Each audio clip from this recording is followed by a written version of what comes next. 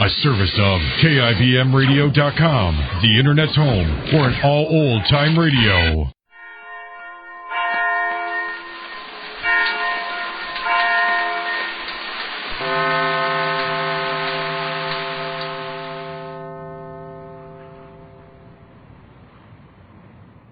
Well, Cokie confided in Mr. Race last night that he wasn't in love with Jane's niece Betty after all. Meantime, Jane, unaware of Cokie's change of heart, goes merrily on secretly preparing for the elopement. This episode takes place early the following afternoon in alternating scenes between the office where Marge works and then to the Ace's bungalow. But first to Marge, where we find her at work. The door opens and Mr. Race enters. Listen. Hello, Marge. Well, Mr. A. How are you? Well, this is a surprise. Well, I don't want to keep you from your work. Don't worry about that. The boss is out of town for the day. I'm just killing time writing some letters home. Oh, fine. I want to talk to you. You're a lifesaver. I was just wondering what I'd do to make the afternoon pass. Sit down. Well, thanks. Well, you certainly look chipper. What are you so happy about? Wait till you hear this. I've been dying to tell somebody, and I happen to be in the building here, and I thought of coming up and telling you about this. About what? You seem too happy to suit me. Well, this is really a laugh. Excuse me. Oh. Sit down. I'll be right with you. Oh, yeah. Hello? No, Mr. Redmond isn't in. Is this Mr. Price? Oh, I thought so, yes. I'll tell him you called. Oh, in the morning sometime. Oh, not at all. Well, out with it, you. Well, Marge, the other night I went over to the dance hall to see Cokie. Oh, I guessed it was something about that. What happened? Well, I had a talk with him. I tried to persuade him to give up this silly idea about marrying Betty and all that, but he wasn't so easily convinced, and I thought I was going to have a lot of trouble with him. Yeah? Well, last night I got a phone call from Cokie. He wanted to see me. At the dance hall again? No, he was up at the corner at the drugstore, our drugstore up there, you know, calling me up to ask me to drop up there that he had something important to tell me. So I rushed up there, and this is what he tells me. It seems that he's been testing himself all day. Testing? What's that? He decided to stay away from Betty to see if he really missed her. Stay away for a day? Yeah, for a whole day. Well, goodness, did he survive? He certainly did. Well, what do you mean? Well, he didn't go to meet her at the office to take her to lunch, as he usually does every day, and he didn't meet her after work to walk home with her, and what do you think? Well, what? He said he hadn't missed her once all day. Well, that convinced him. Convinced him that he... Now, wait a minute. Don't you tell me that Cokie's changed his mind about going to marry her. He certainly has. Cokie told you that... Yes. Now, just a minute, my unshaven friend. Now, let's not get personal. Oh, now, I'm on my way to a barber now. You can't make me believe that Cokie said this of his own free will. But he did, I tell you. Not without you putting words in his mouth. I put nothing. I'm telling you what he told me, word for word. He said he hadn't seen Betty all day. Purposely stayed away from her, just to see if he really would miss her. That's exactly what he said. And he didn't miss her? Absolutely not. I was just as surprised as you are. But he told me he was calling the whole thing off. Oh, and the whole thing off? Well, not as easily done as that. Well, evidently it is for him. Well, what did Betty say?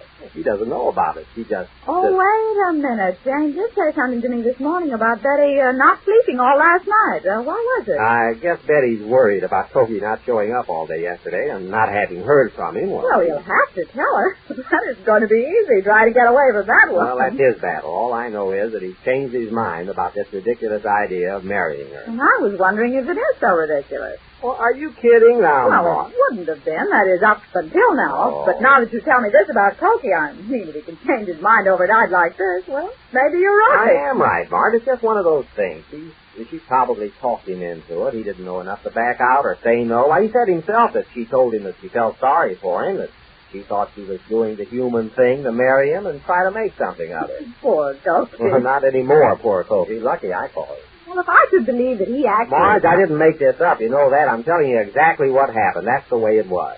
Well, now the fireworks begin. You mean with Betty? Sure. Wait till she finds this out. And wait till Jane hears about it. She's quite in favor of this match, you know. Yes, I gathered as much. I wonder what she's going to do about it when she finds out. I don't know.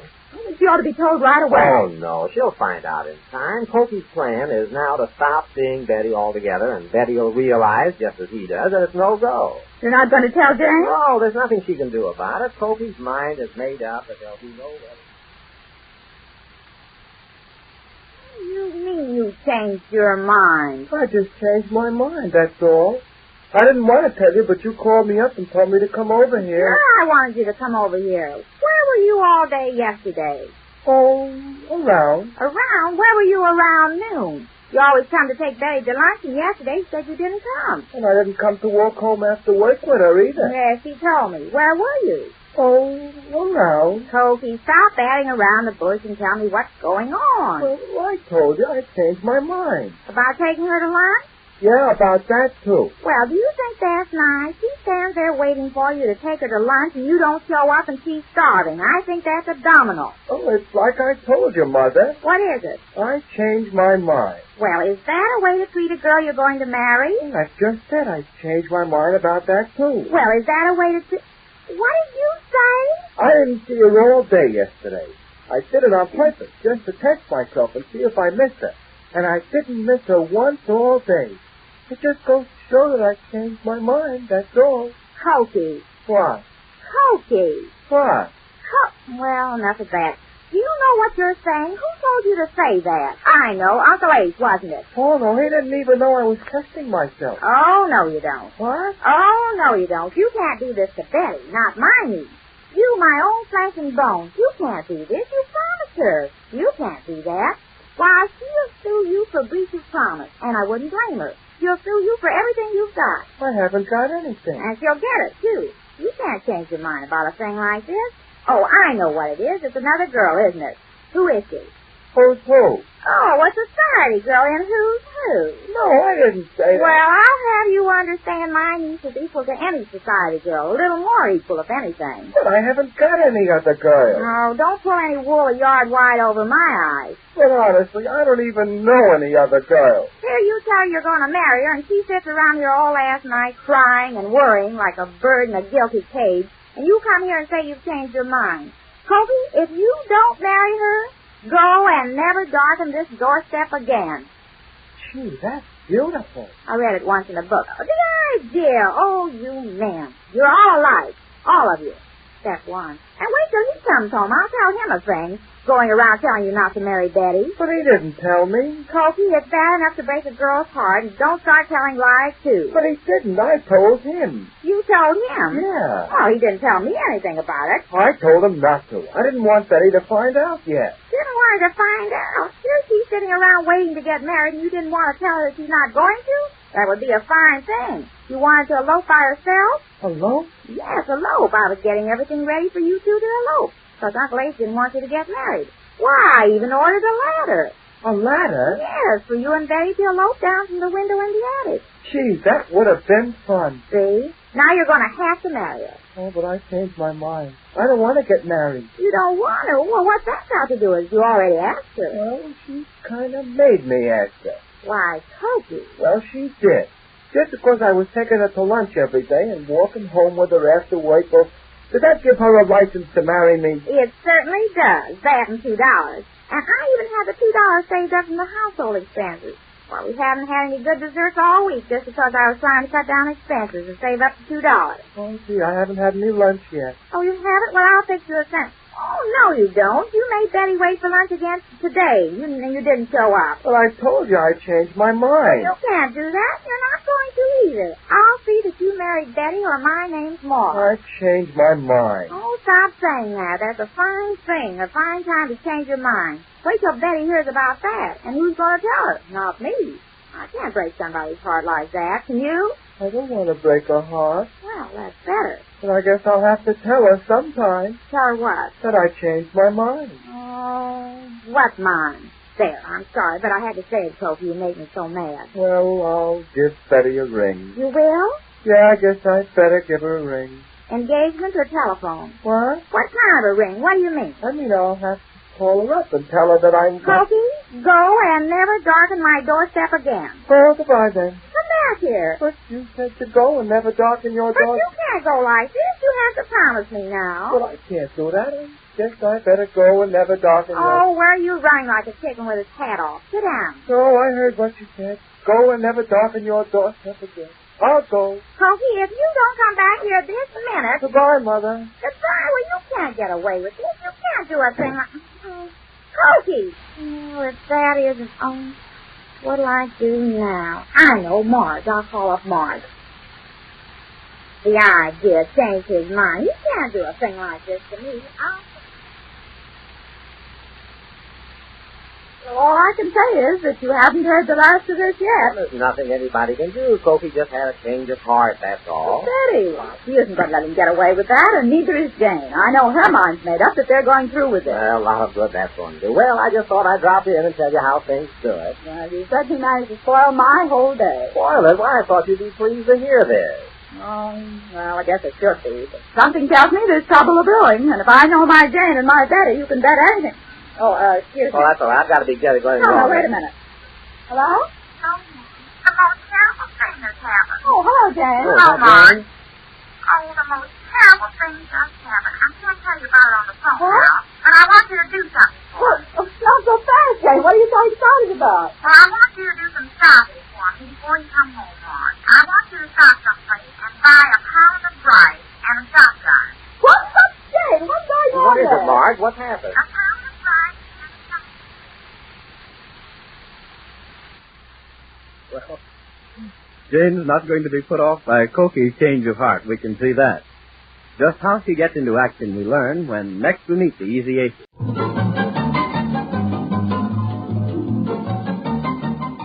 This is Nightline, your open door to people and places, and this is Walter O'Keefe. Nightline invites you to listen in on NBC's award-winning science fiction series X-1.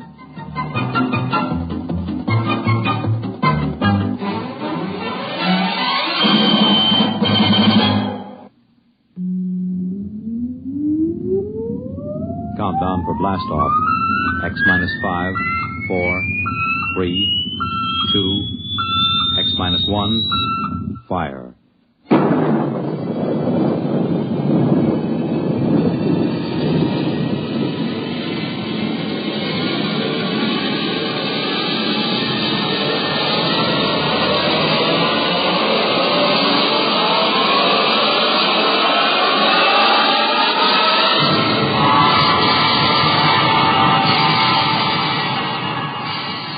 From the far horizon of the unknown come tales of new dimensions in time and space. These are stories of the future, adventures in which you'll live in a million could-be years on 1,000 maybe worlds. The National Broadcasting Company, in cooperation with Galaxy Science Fiction Magazine, presents X-1.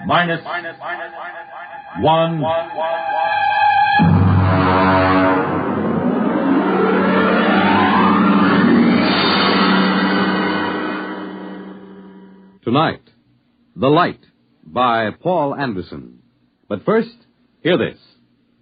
The glamour backstage at Broadway's newest hit musical show, the spectacular West Side Story, the novel experience of accompanying a congressman, Joseph Martin, as he searches out the complaints, compliments, and problems of his constituents on a grassroots tour of his district. The thrill of attending one of the top football games in the nation as Army versus Virginia. The excitement of spending late evening hours with the music of top artists performing in famous nightclubs in New York and Chicago. These are just a few of the highlights of the weekend entertainment Monitor has planned for you. Beginning tomorrow night, Gene Kelly, Milton Berle, Tab Hunter, and Tony Martin are among the celebrities who will be visiting you over the Monitor weekend. There'll be comedy by Fibber McGee and Molly and Bob and Ray. Music, news, and sports, all on Monitor. So why don't you start your weekend right with Monitor on Friday night and stay with Monitor all weekend long over most of these same NBC radio stations.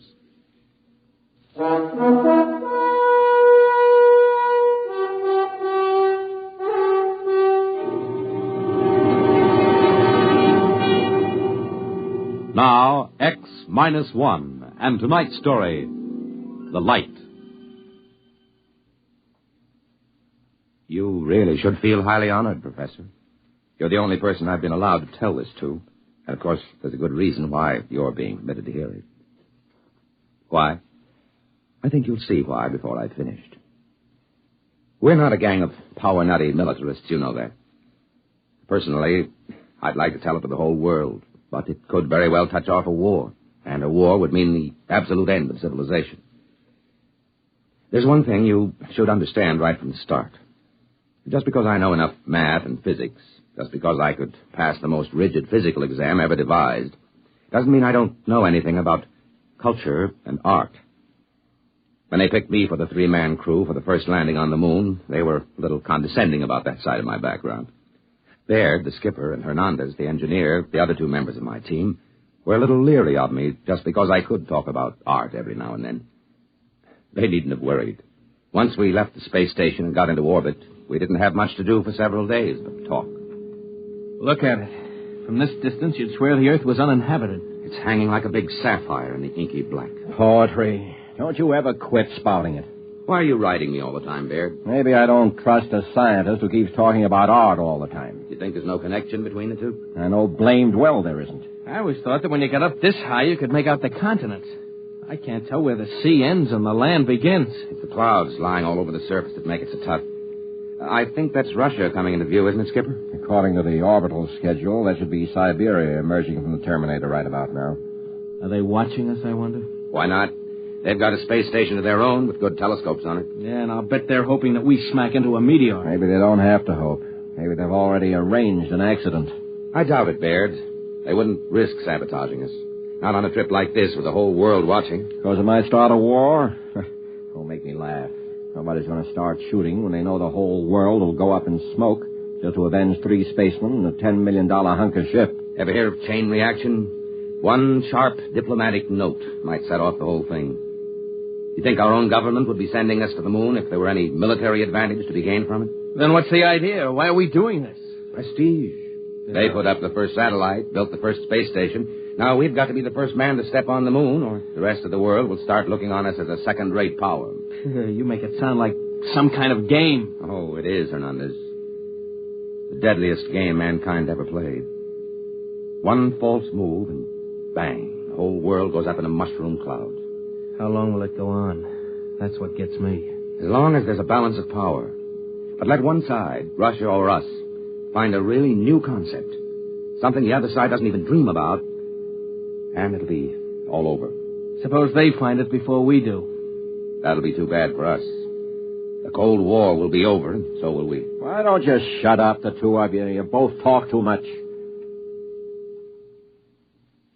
It was the wrong thing to say, I knew, out there in the great quiet night. We shouldn't carry our little hates, and fears, and greeds out beyond the sky and into space. Or perhaps the fact that we can be burdened with them and still reach the moon shows that man is bigger than he knows. I couldn't say. Anyhow, as the whole world knows, we made it. Our landing site hadn't been chosen exactly, but as you know, Professor, we came down at the foot of the lunar Alps, not far from the crater Plato. We felt no sense of pioneering when we touched down. We were tired and tense. It was merely a hard, breakneck job.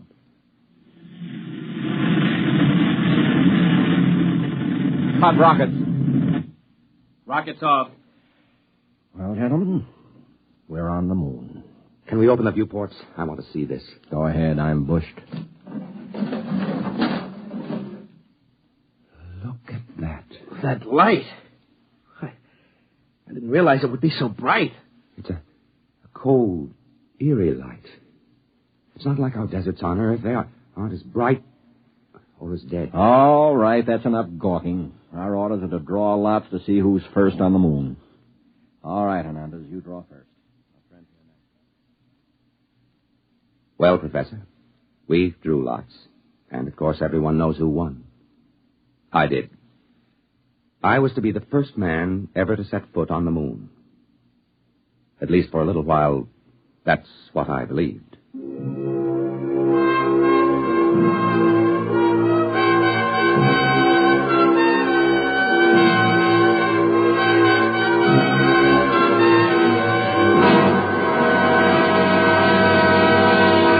You're listening to The Light, tonight's attraction on X-1.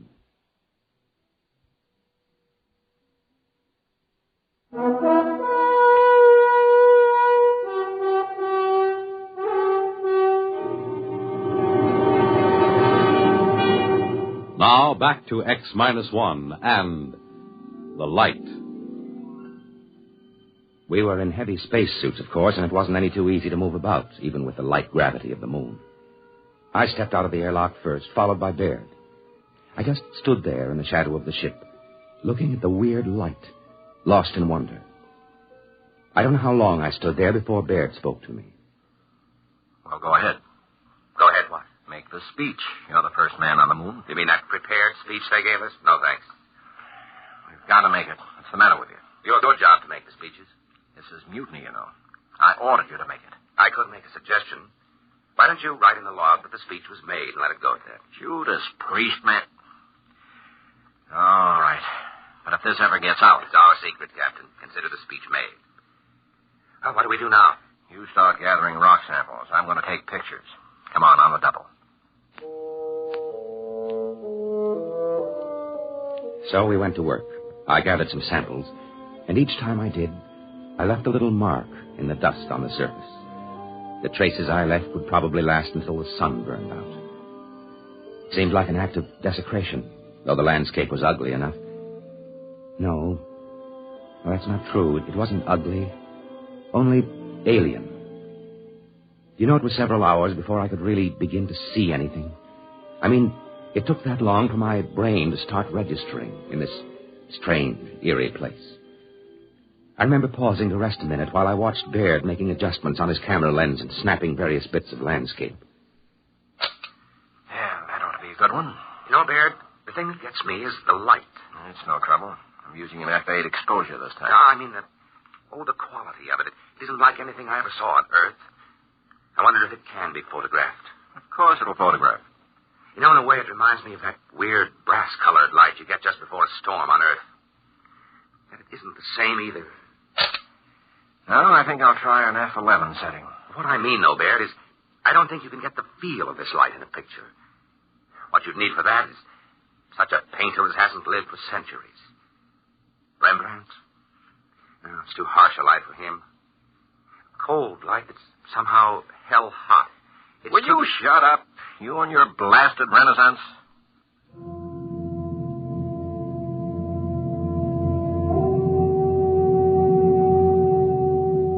Well, I suppose Baird had a point. This was hardly the place for a chat about art. We went back to the ship after that, had a meal and a nap before setting out for more explorations. We decided to take a look at the Plato crater, and conditions were right for it, so we set off. All three of us this time. I won't describe the walk in detail. I can't. It wasn't simply the landscape and the lighting. On the moon, your weight is only 1/6 as much as it is on Earth, while the inertia remains the same. It feels almost like walking underwater, but you can move very fast once you get the hang of it. After a while, we reached the crater wall, climbed it, and stood looking down. Then Hernandez saw something and let out a yelp that almost split my ear when I heard it on the speaker in my helmet. Hey, look! What's the matter? What happened? There, in the floor of the crater, that mist. Yes, I see. Then they were right. Who? What are you talking about? The astronomers. They thought they saw something that looked like a mist in some of the big craters. They're right. It's right in front of our eyes. I thought there was no atmosphere here. How could there be mist? Maybe there's some kind of water table down on the floor of the crater. Hey, get back here. I want to go down for a closer look, Baird. And break your leg so we have to carry you home? No dice. You stay here. But we've got to find out. He couldn't break anything wearing that spacesuit. They're like arms. Stay here. I'll have your court-martial. Oh, Skipper, have a heart. Yeah, come on, Skipper. We've got to find out what that stuff is. In the end, we convinced Captain Baird, but he insisted we rope ourselves together before we made the descent.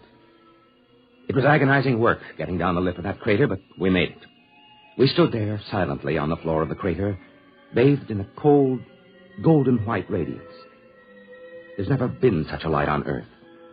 It seemed to pervade everything, drenching us cold and white, like silence made luminous. It was the light of nirvana. And somewhere, somehow, I had seen it before. I stood there unable to speak until another yell from Hernandez brought me to my senses with a wrench. Oh, no. It can't be. Now, what's the matter, Hernandez? Look there in the dust of the crater. Look and tell me I'm crazy. Good Lord. Footprints. Footprints of a man. Who? There's only one other country on Earth that could send a spaceship to the moon yet. Yes, Hernandez. Russians. Are they still here, I wonder? We can't tell by staring at the tracks. They could be 5 hours old or 5 million years. But why haven't they told the world? Why haven't they been bragging about it? Why do you think? You mean they've found something of vital military importance? Look up at the Earth. Maybe right now they're planning their next move. The last move. I don't believe it. They couldn't have done it. They couldn't have kept it secret. Why not? They could have taken off in a black ship when our space station was on the opposite side of the planet. How would we know? Come on. Where? Back to the ship, of course. They'll have to know about this in Washington immediately. If they find out we know their secret, that could be enough, Bear. That could trigger the war. I've got a code. Are you sure it can't be broken? That it already hasn't been broken? Shut up, you troublemaking whelp. Let me alone. Just the same, Skipper, we better follow those tracks. See where they lead to. We didn't bring any weapons. I'd be surprised if they were as careless. Bear, listen to me. All right, court-martial me later if you want, but listen. We can't just go back to the ship, never knowing for sure what these footprints are and who left them. How much looking can you do? In less than 1 hour, the sun will sink behind the lip of the crater. When that happens, it's going to get cold. Colder than anything you've ever imagined. I've got a heating unit in my suit. Good for 20 minutes at the most against a cold like that. Barely time to get back to the ship. All right. I'll take the chance and get back in time. But let me follow those footprints, Bear. It's your duty to let them, Bear. All right, permission granted. God help you.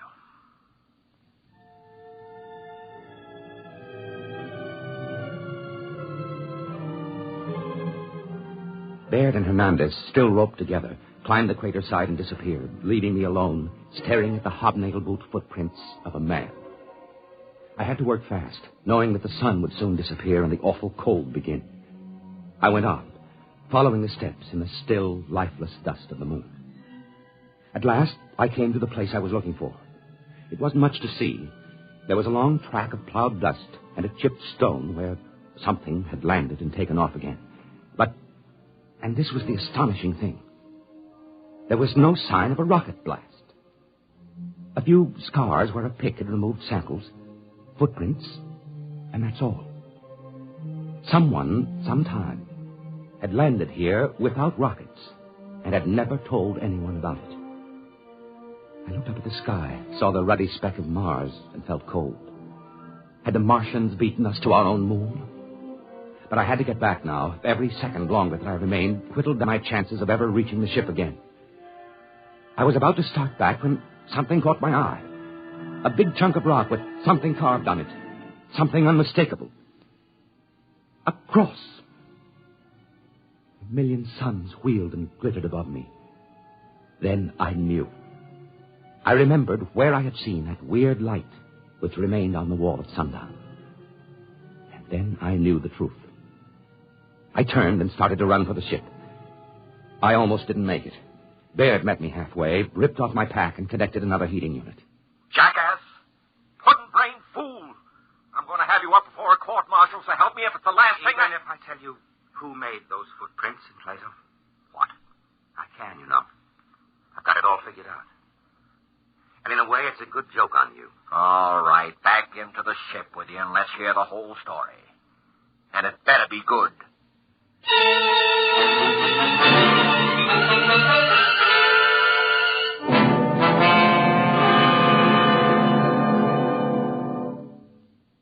Of course, intelligence has been working night and day ever since we returned and made our report.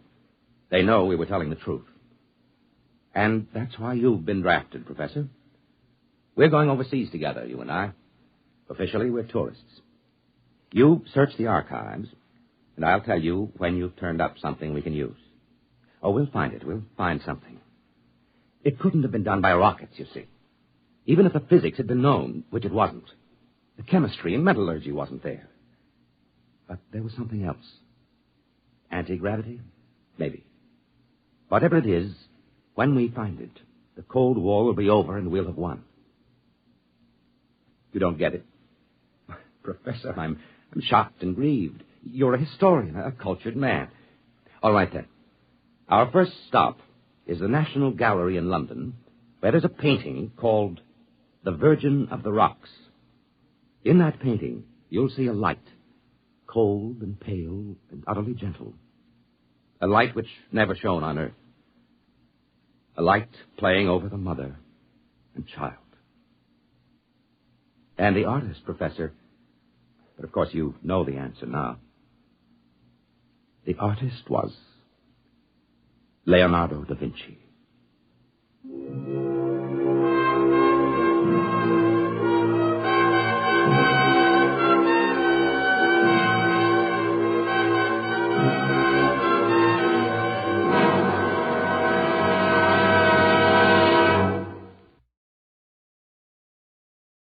You have just heard X-1, presented by the National Broadcasting Company in cooperation with Galaxy Science Fiction Magazine, which this month features the conclusion of an exciting two-part serial, Wolfbane, by Frederick Pohl and C.M. Kornbluth. Read it in Galaxy Magazine on your newsstand today. X-1 has brought you The Light, a story written by Paul Anderson and adapted for radio by William Welch. Featured in our cast were Carl Weber as the narrator, David Kerman as Captain Baird, and Bob Hastings as Hernandez. Your announcer, Fred Collins. X-1 was an NBC Radio Network production.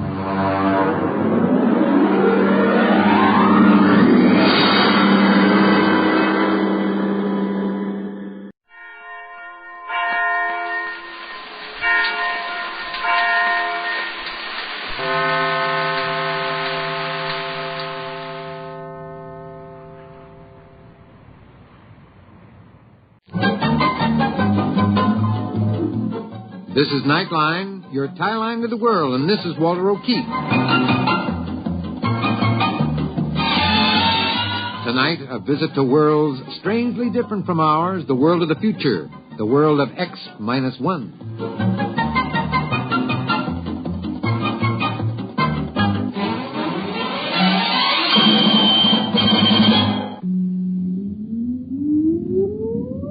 Countdown for blast off. X-5, 4, 3, 2, X-1, fire.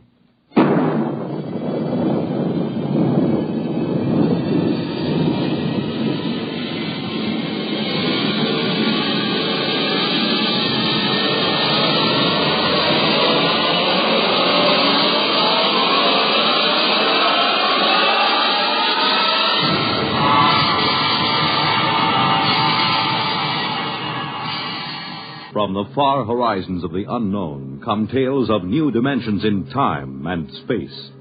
These are stories of the future, adventures in which you'll live in a million, could be years, on 1,000 maybe worlds. The National Broadcasting Company, in cooperation with Galaxy Science Fiction Magazine, presents X-1.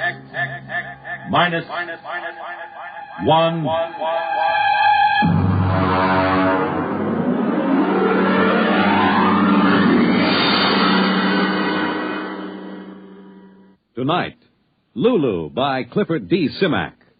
But first, hear this.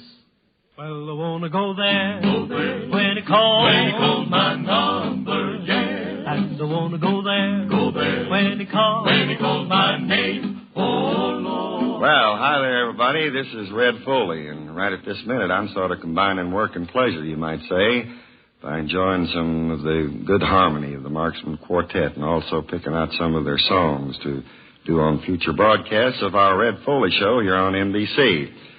You know, Saturday is going to be my favorite day of the whole week, and I think there's a pretty good chance that we can make it a better day than ever for you with the fun that we stir up here in the Ozarks. In addition to the Marksman, I'll bring with me some of the other top favorites in our field, and of course, the guests that you tell us you want to hear. So let us be a regular part of your Saturday schedule. Won't you do that, please? Tune in our NBC program, The Red Foley Show, and we'll do our doggonest to make it worth your while.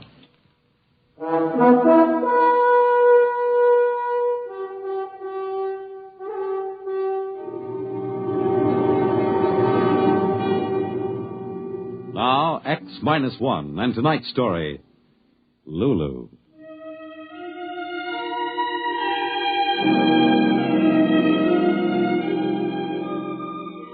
Technically, she was a PER, a planetary exploration robot. That meant she was equipped to do just about anything necessary to meet any kind of conditions on any planet she explored. She carried a crew of 3 inside of her, and she was able to talk to them and take care of them and adapt herself to their needs. Yes, sir, she was the complete spaceship, Robot, mother, base of operations, and companion all rolled into one. Her communicators and memory banks were stuffed with every conceivable kind of information. And we called her Lulu. That was our biggest mistake.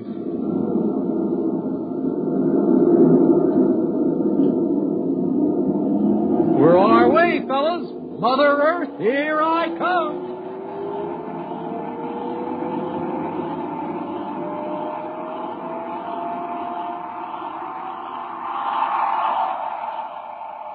Was the takeoff satisfactory, boys? A thing of beauty, Lulu. The captain's compliments. Thank you, boys. No matter how long I live, I'll never get used to a ship talking to me. Oh, you lack a poetic soul, Gus. Now, me, I catch the full wonder of the situation. Personally, I'm hungry.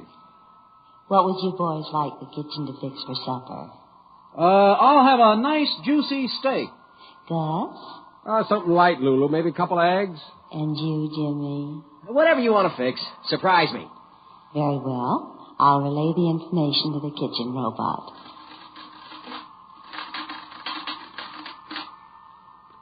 How long before we get back to Earth, Lulu?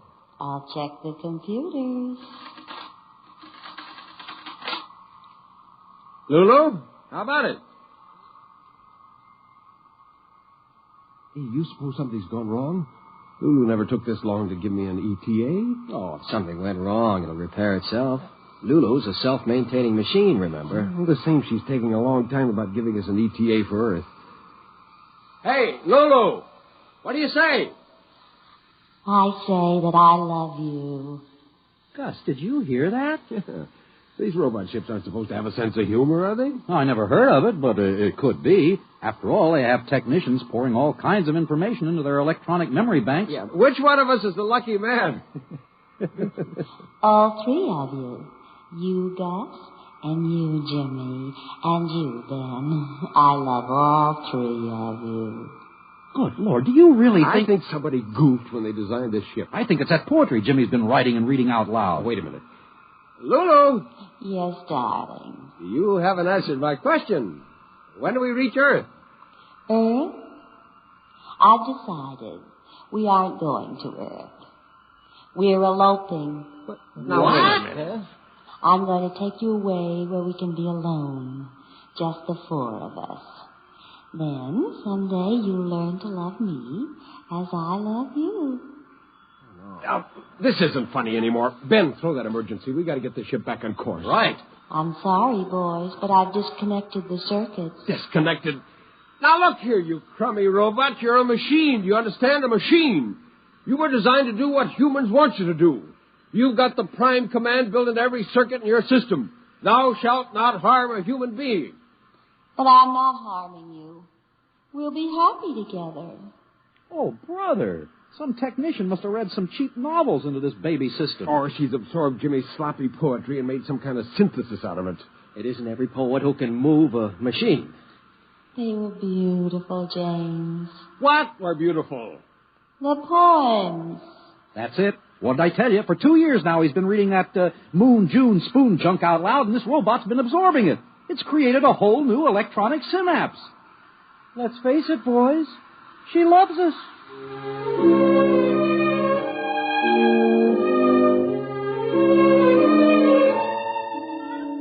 So that was it. We were being kidnapped by an interplanetary robot who somehow had developed a response circuit for romantic love. Not just the practical kind of love, oh no, but the kind that exists in cheap novels and romantic mags and the maudlin poetry of one James Carter, amateur lyricist. Well, we went to sleep that night, hoping by morning Lulu would come to her senses. Darling. Time to wake up, darling. Holy mackerel. Hey, fellas, she's still at it. Yeah, I know. I was whispered awake, too. Hey, fellas. Come close. I don't want the receptors to pick this up. Yeah? Lulu's a machine, right? Yeah.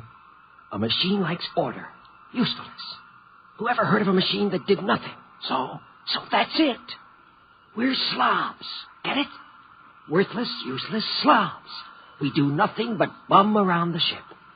After a while, Lulu gets fed up with us just hanging around the ship, She wants to get rid of us. She takes us back to Earth. It's worth a try. I'm for it, but what do we do first? I don't know about you fellas, but I'm getting drunk.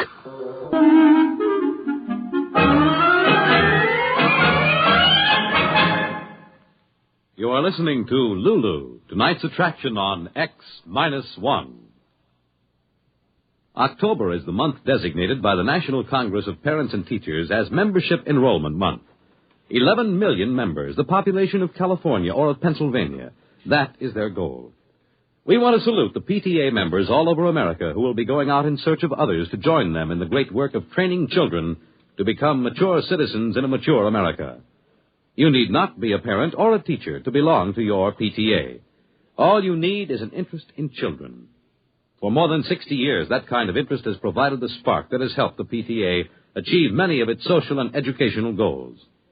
Establishment of kindergartens, effective child care, labor laws, broader educational opportunities. These are some of the achievement the PTA can claim. You can become part of this great movement just by saying yes to the neighbor who calls on you this month and invites you to join your PTA.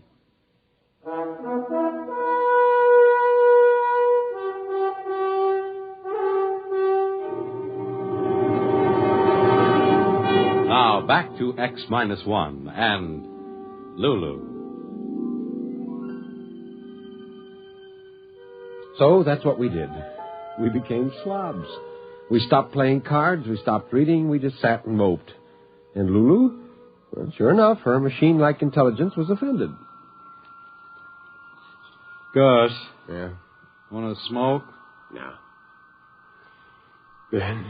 Yeah, Gus. Nah, doesn't matter. What's wrong with you boys? You haven't done a thing for days now. Jimmy, you've stopped writing poetry. What's the use? Don't you want to create? To be romantic? Well, don't you? I couldn't care less. I'd hate to think that I bored you. All right. If you want to mope and suck, go ahead. I'm still a young spaceship, you know, and I've discovered what it means to be in love.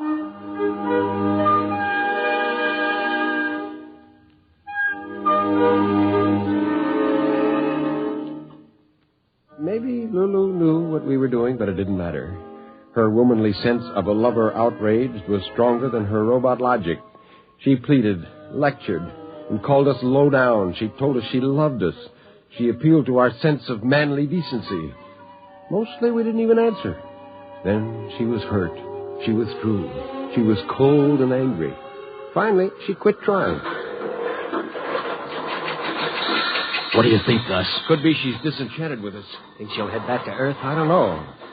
That's the thing that worries me. All that racket coming from the machine shop. Well, she's probably making some repairs to the engines. Happen all the time. Not like that, hour after hour. Well, maybe she's just trying to keep busy to take her mind off her broken heart. You and your poetic images. It was your junk that got us into all this trouble. My poetry is not junk. Cut it out, fellas.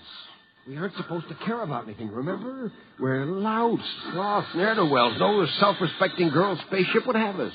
Gus is right. We better not let down our guard. Hey, sound has stopped. You're right. Good morning, boys.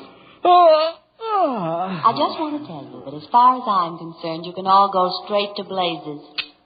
Hey, I think we did it. Yeah. Now she'll just dump us back on Earth. There's something wrong here. A woman scorned, you know. No, there's nothing to it. What's that sound? Wow, it's coming closer. It sounds like... Oh, no, it couldn't be. Footsteps? Fellas, yeah? The compartment door.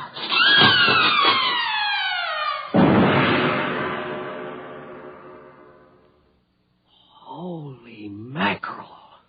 A robot. What a monster. He must weigh 5 tons. I don't understand how. I do. She made him. Lulu? Who else? That's what that racket was in the machine shop.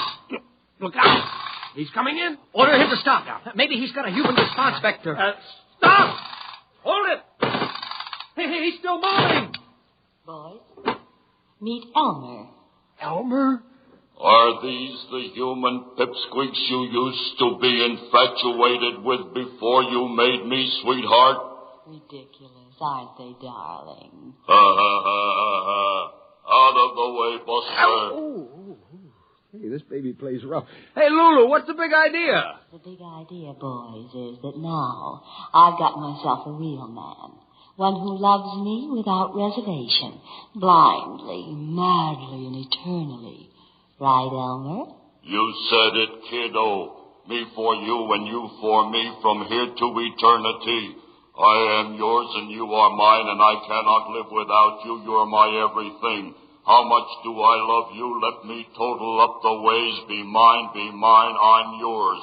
Hark, what soft light yonder shines. Your beauty is like the rose. It's love, love, love, love, love, love, love. This boy has slipped a ratchet. He's reading back all the canned junk somebody poured into Lulu's memory tapes. There, isn't he romantic? Oh, he's a doll. And most important of all, he loves me. Hey, yeah, any fool can see that, Lulu. Now, look, how about taking us all back to Earth, huh? Five's a crowd, you know. And you and Elmer will want to be together alone, huh? Alas, I wish it could be so, boys, but there isn't a chance. Why not, Lulu? He's a machine, you're a machine. You could make beautiful static together. I mean about taking you back to Earth. If I do that, they'll just dismantle us for disobeying our masters. No, boys, I'm afraid I'll have to head out to some other galaxy and dump you on an asteroid. Did you hear that? She's gone nuts. Do not talk about the woman I love like that. Now, take it easy, Elmer. Don't overheat your filaments. Come up to my control center where we can be alone, Elmer. Anything you say, lover. See you later, boys. Careful you don't overload her condensers, Junior. One other remark like that and I will smash you, big boy.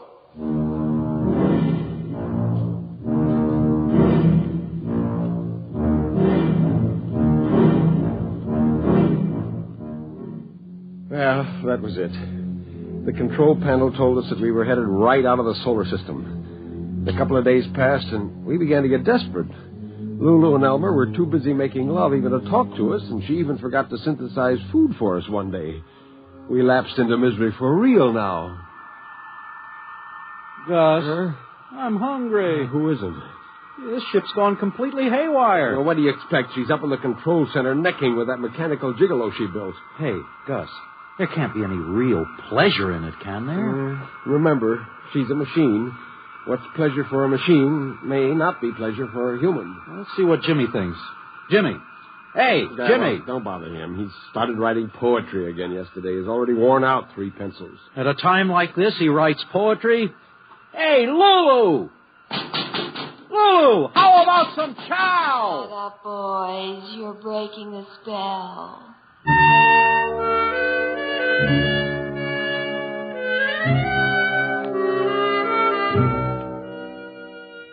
Well, that's how it went.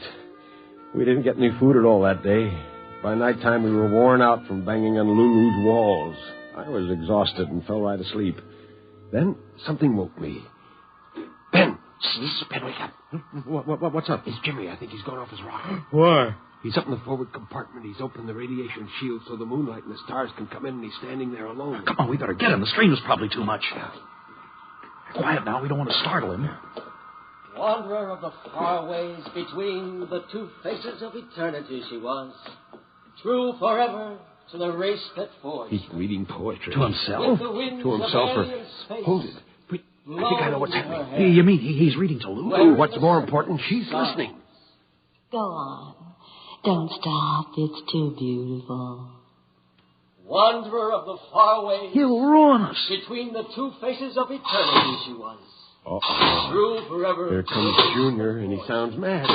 And with the winds of alien space blowing in her hair, wearing a circlet. Shut up. What are you trying to do, big boy, reading that stuff to my girl? Now, Elmer, take it easy, boy. Let me have that poem. I will show you what combustion is. No, sir. You can destroy me, but not this poem. This is my work of art. My love song to Lulu. Give me it. Jimmy! Let him have it. He'll kill you. Hey, he's going to strike Jim. Jim, look out!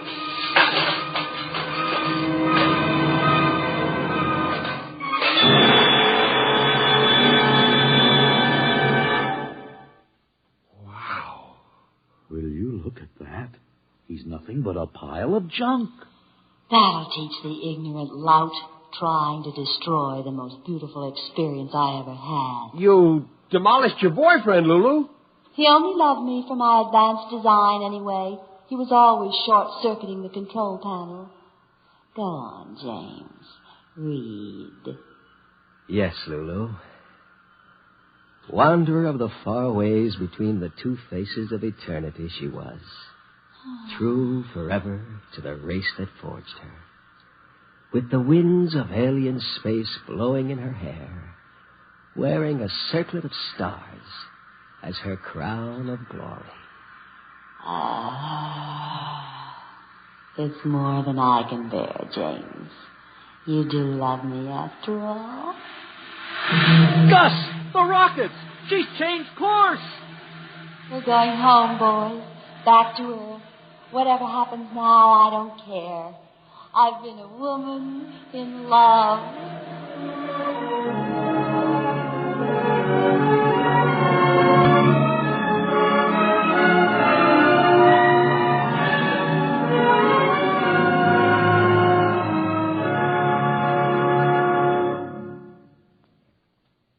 Fred Collins again. I'll have another word about tonight's story on X-1 in a moment.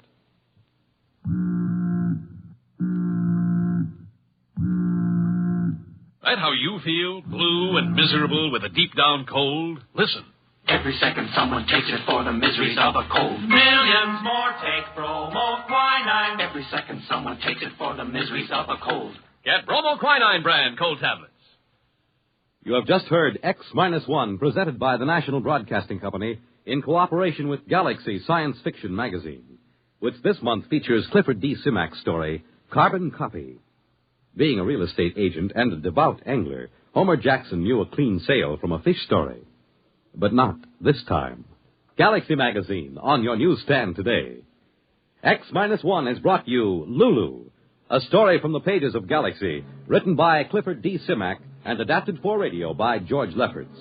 Featured in our cast were Jan Miner as Lulu, Nelson Olmsted as Gus, Jim Stevens as Jimmy, Walter Black as Ben, and Henry Norrell as the robot. This is Fred Collins. X-1 was directed by George Boutsas and is an NBC Radio Network production.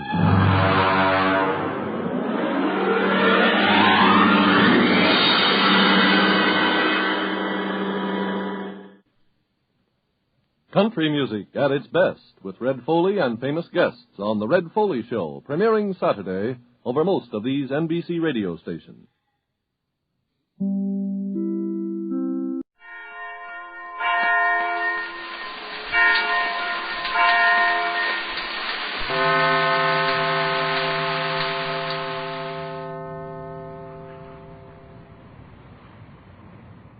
The Gregory party is very near to their home port at last.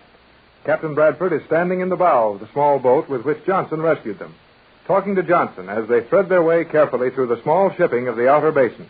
In the stern, Mrs. Gregory, Joan, and Jerry are talking as the boat glides into the harbor under sail. It is just before midnight of a very dark night. The harbor is unusually quiet as the small boat drifts easily before a 5-mile wind.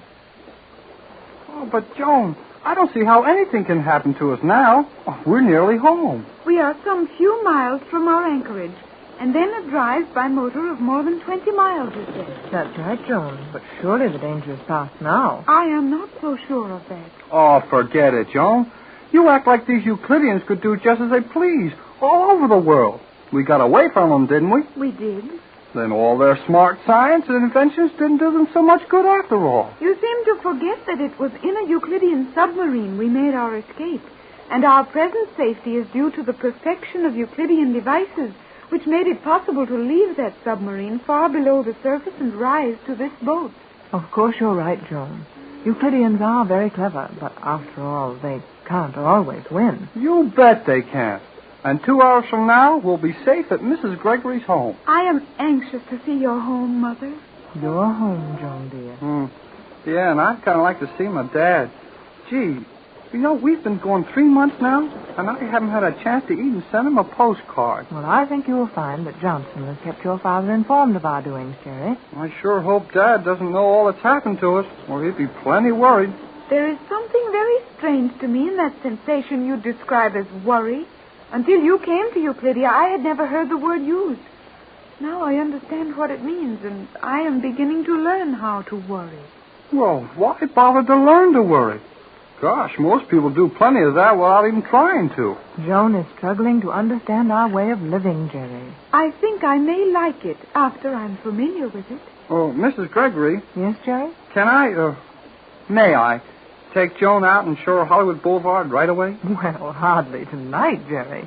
It'll be nearly morning by the time we arrive at home, and you must hurry to see your father first. Oh, sure. I meant tomorrow night. Well, we'll see how things work out. What is Hollywood Boulevard, Mother? That's where you see all the moving picture stars. Moving picture stars?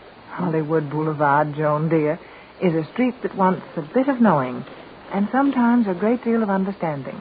But you'll enjoy it as you see it with Jerry. I want to see the ladies' garments in the stores you have told me of, Mother. Now, there's a job for you, Jerry.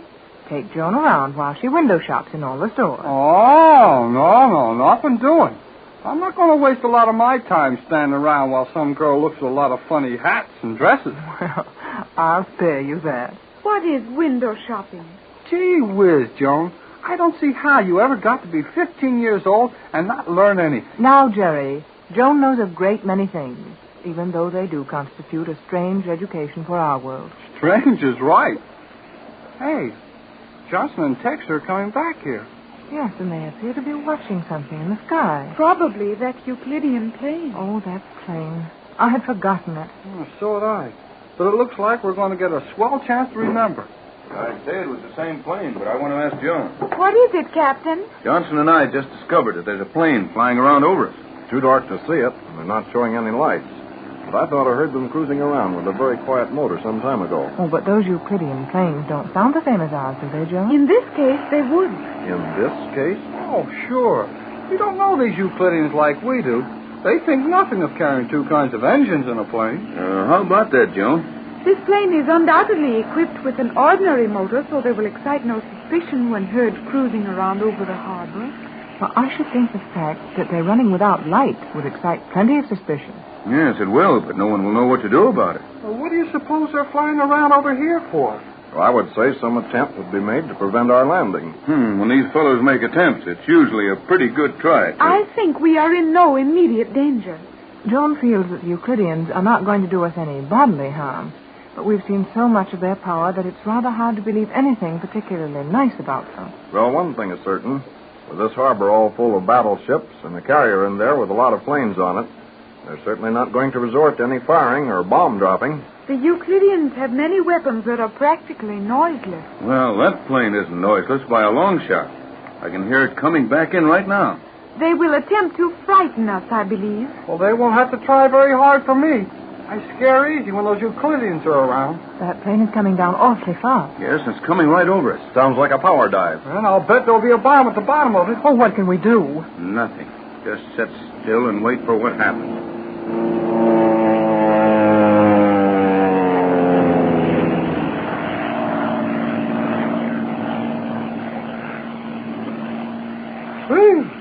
Well, they didn't hit us. They didn't try to hit us. They dropped something just as the plane passed over us, though. I'm sure of that. Yes. I thought I heard something hit the water. Have no fear. If they were using bombs, it would be only the magnetic type. Got any metal on this boat, Johnson? Not unless you brought it along with you. I even ripped out a small capstan to head forward. Well, then we can keep moving. But if there's one little piece of metal on this boat, we'll stay right here. Johnson, your anchor. We have no anchor, Mrs. Gregory. You are very thorough, Mr. Johnson. It pays to be thorough in this sort of business. Well, we seem to be going smoothly along, and nothing's happening. Yep. But those fellows from the Magic Island fool you. Just when you think you've seen the whole show, they dig out one more trick. Well, they must have dug one out then. Here they come back to try it out on us. Sorry we haven't any protection on this little boat. Oh, don't worry about that, Johnson. A battleship doesn't carry enough protection to save it from a Euclidean plane if they're attacking in earnest. I would suggest we all sit perfectly still. Make no move as the plane goes over. and concentrate on trying to discover their purpose in these repeated dives. That's right, Joan. Now, everybody sit still with your eyes wide open.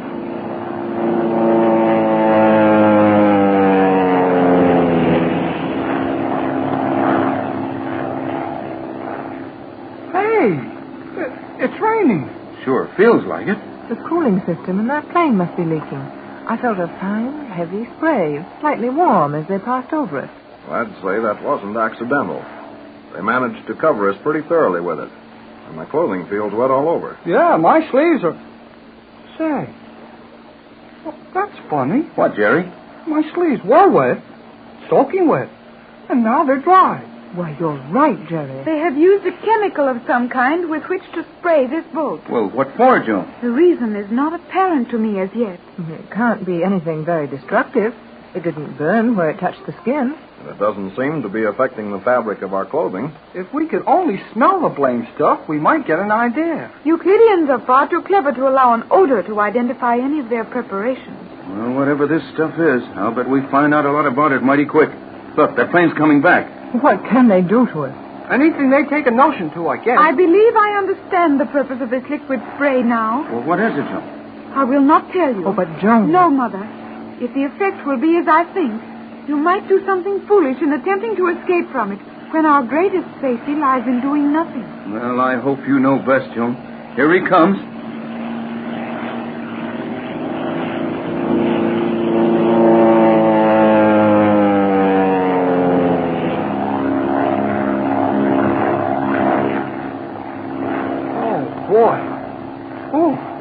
Well, whatever you thought it was, Joan, you're wrong. He didn't do a blame thing to us.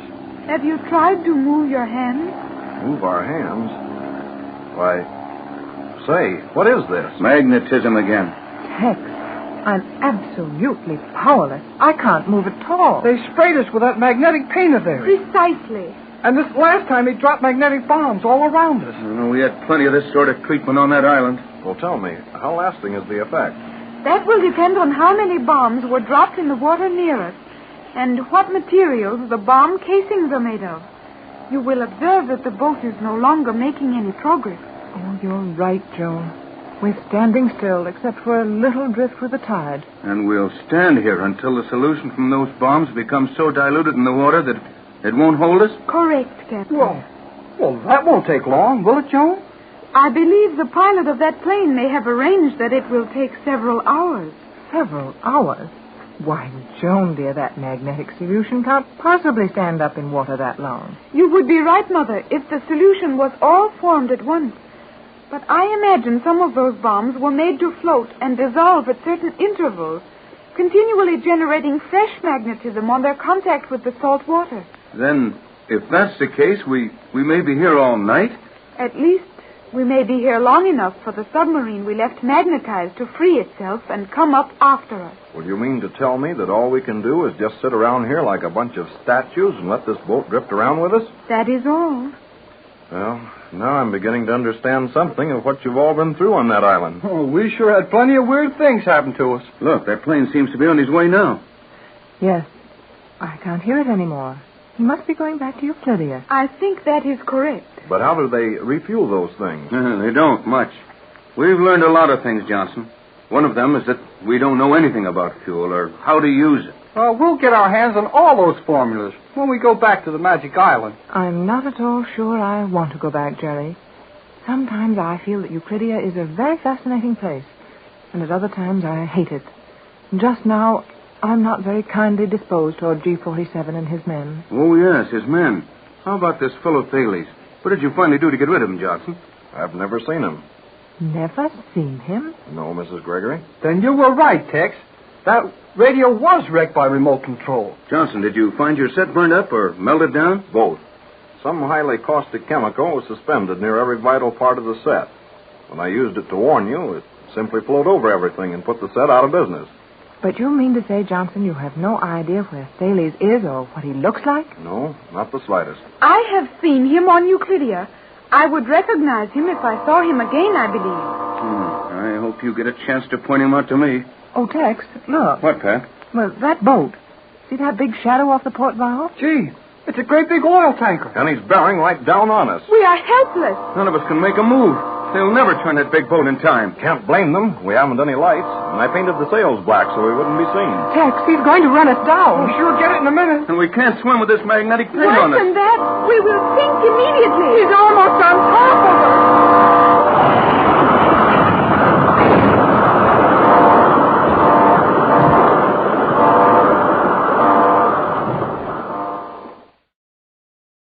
When the small boat carrying Johnson and the Gregory party was run down by an oil tanker, things looked bad for our friends. Covered with magnetic paint, which had been sprayed on them from a Euclidean plane, all were powerless to help themselves in any way, and the little boat was badly smashed, throwing them into the water. However, they were all prepared as to what to do. As the boat broke up, each member of the party managed to get some part of their bodies across or on a piece of the boat, and the tanker put about at once and picked them up. Jerry, Captain Bradford, and Johnson are in the ship's radio cabin, while we find Mrs. Gregory and Joan wrapped in dry blankets in the captain's cabin. Well, Joan, my dear, it seems to be a little hard for your mother to land in her own country. Our progress has been rather erratic, Mother, but I feel we have done well to accomplish so much against the opposition of G47 and his Euclideans. I agree with you. Escape certainly wasn't easy. But at last we're home, or nearly so. This oil boat we are now on, is it taking us into the harbor? Yes, Joan. Tex explained to the captain that there were a number of reasons why we didn't want to send in for a water taxi or a harbor patrol boat to come out after us. There are many things I cannot understand about your world and the great secrecy with which you surround the most commonplace things. But one thing I like very much. And what is that, dear? Everyone seems so kind, so willing to aid everyone else. Your personal comfort means a great deal. Here we are on a strange boat. We did not know the captain. He did not know us. And he was out of the harbor on the beginning of a long cruise. Yet he is returning us safely to the landing. Why, of course, dear. His boat ran into us, didn't it? Which was entirely our fault. Well, granted, but common courtesy on the high seas would demand that he take us to a place of safety. And the captain allows us to use his own cabin. We are given his warm blankets to keep us dry and comfortable. You have lived in a hard, cruel atmosphere, Joan. I did not know that until you came and told me of another manner of life. You are showing me many nice things, Mother. And you are showing us some nice things, Joan. Just the everyday, commonplace things that we have so many of in our world, and which are really very precious privileges, for which we forget to appreciate. You're teaching me a new respect for the comforts in my world. And Mr. Johnson, he is so obviously a gentleman, and yet he guards your interests as closely as if he were in your employ. Well, Johnson is, in a sense, an employee, but he was Captain Bradford's first sergeant in the war, and he's been with me for 14 years. Johnson is almost one of my family. Mother, what does rich mean? Rich? Well, don't you know that simple word, Joan? I know what it means to the scientists. They often speak of some mineral or metal being rich in certain properties. But I think there must be another meaning. Well, what are you trying to figure out, dear? Well, I am not sure.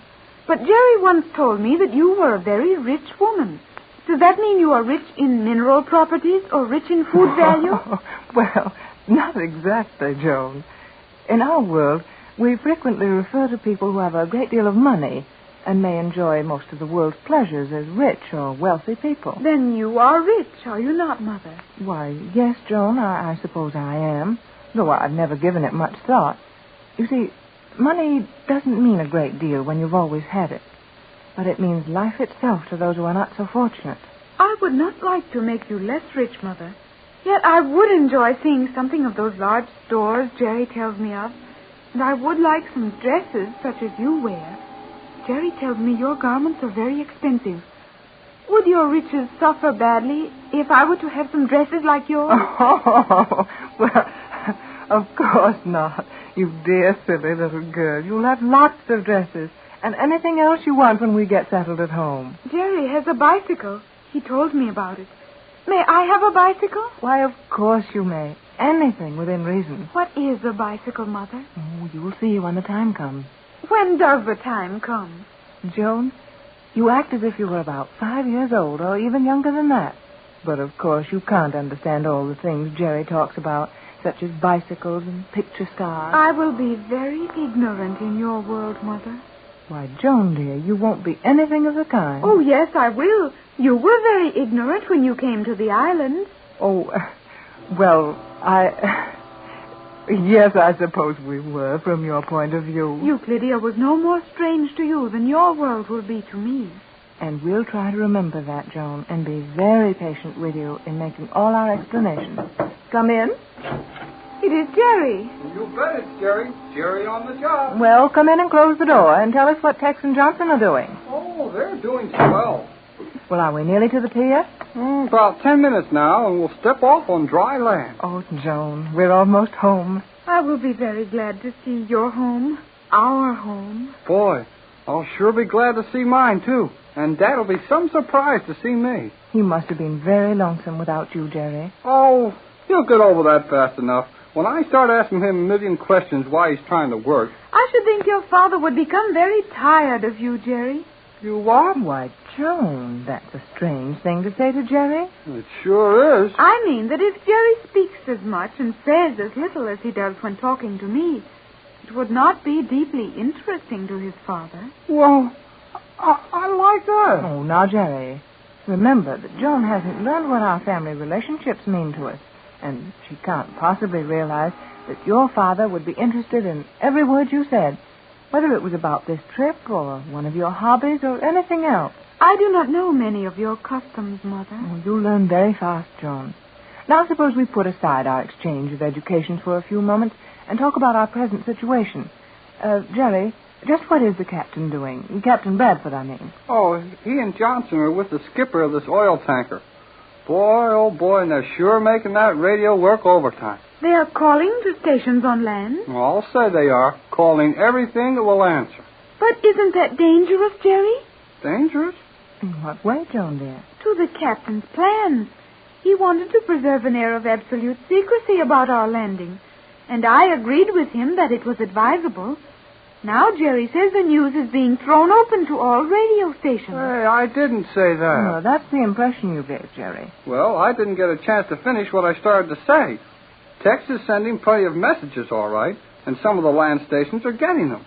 But he's not telling them the right story. You mean Tex isn't telling them we've been rescued? Not by a long ways he isn't. He's telling them that we're on a tramp steamer, 300 miles out, and that we won't be in here for a couple of days yet. That would be a very clever story if it were not for the fact that your land stations will be able to localize those messages and know exactly where they are coming from. I don't believe we need to fear that, Joan. You see, there aren't a dozen stations in the country with equipment to do that, well, even possibly well. And Tex is staying away from those stations. You can be very, very sure of that. I should think that would be advisable. And that's just what he's doing. The only stations they're talking to and the only wavelengths they're using are a lot of hams the captain knows. They'll pass the story out just as they get it, and nobody'll be any wiser. And if that story is generally circulated, we should have a good many hours of privacy before any of the Euclidean agents discover that we're in town. That's an idea. And those hams will be excited over the story enough that they won't be worrying about where it came from. What is a ham, Jerry? Huh? A ham? Yes, what do you mean by a ham? Oh, a ham is an amateur radio operator. A fellow who has a radio station of his own and works it just because he likes to. That is interesting.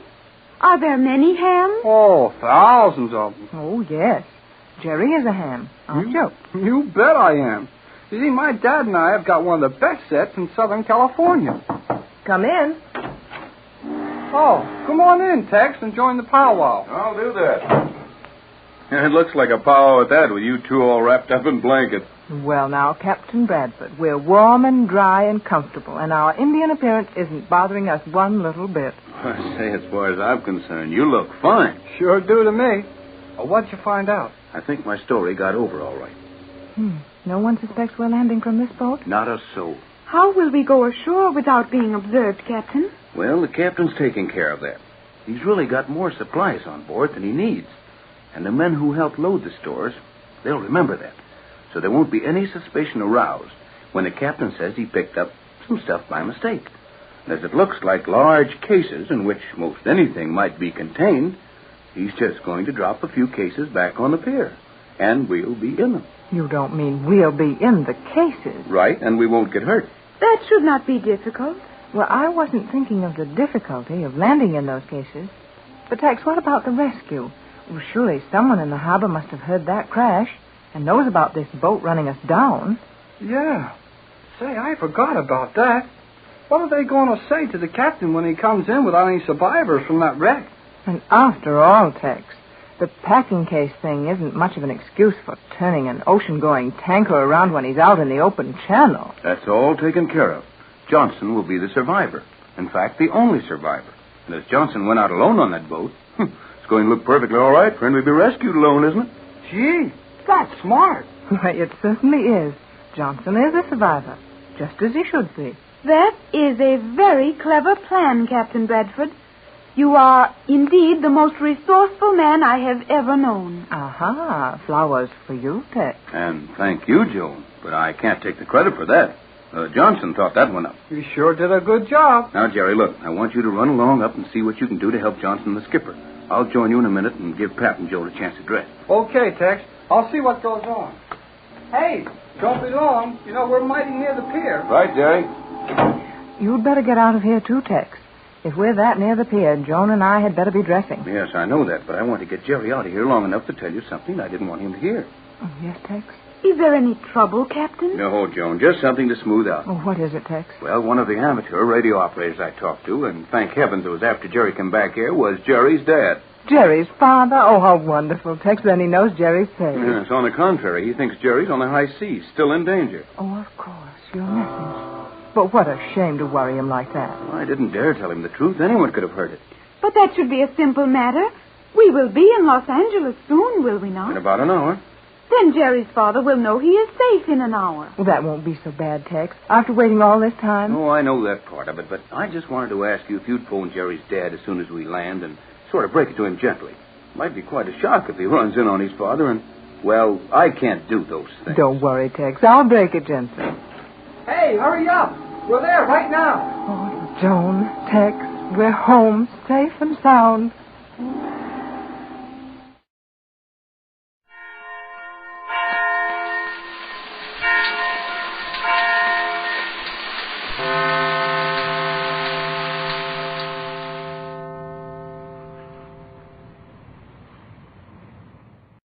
Buck Rogers in the 25th century.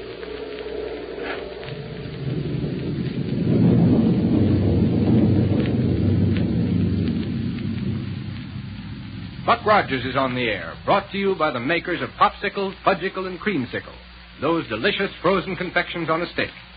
Now here's a message from the famous winner of the typical American boy contest, Popsicle Pete. Hey, kid, you should see the camera I picked out for you as a popsicle present. A real movie camera. You can get it free. Just save bags from Popsicle, Fudgicle, or Creamsicle. You get lots of swell gifts for those bags. Hundreds of them. Flashlight, Buck Rogers rocket ship, tennis racket, wristwatch, beautiful dolls, swell jewelry. Just save bags from Popsicle, Creamsicle, or Fudgicle on a handy stick. And when you're warm, isn't it great to have a big, cold, delicious Popsicle, Creamsicle, or Fudgicle? Boy, are they good, and do they last. They're good for you, too. Pure and nourishing. And wrapped in those valuable gift bags. The biggest nickel's worth you can get. Get the free Popsicle gift list in your ice cream store. It's got a free coupon on it worth 10 bags. And now for more of the thrilling adventures of Buck Rogers in the 25th century. In our last episode, you remember, Buck, Wilma, and Dr. Hewer were at the Central Spaceport, getting ready to make a test flight in a rocket ship equipped with a new invention called the Gyrocosmic Relativator. But before they could board it, the huge craft took off right before their very noses. And as we pick up our story tonight, we find them there at the spaceport, standing where the ship was parked and trying to figure out who or what made it take off. Here we go, 500 years into the future.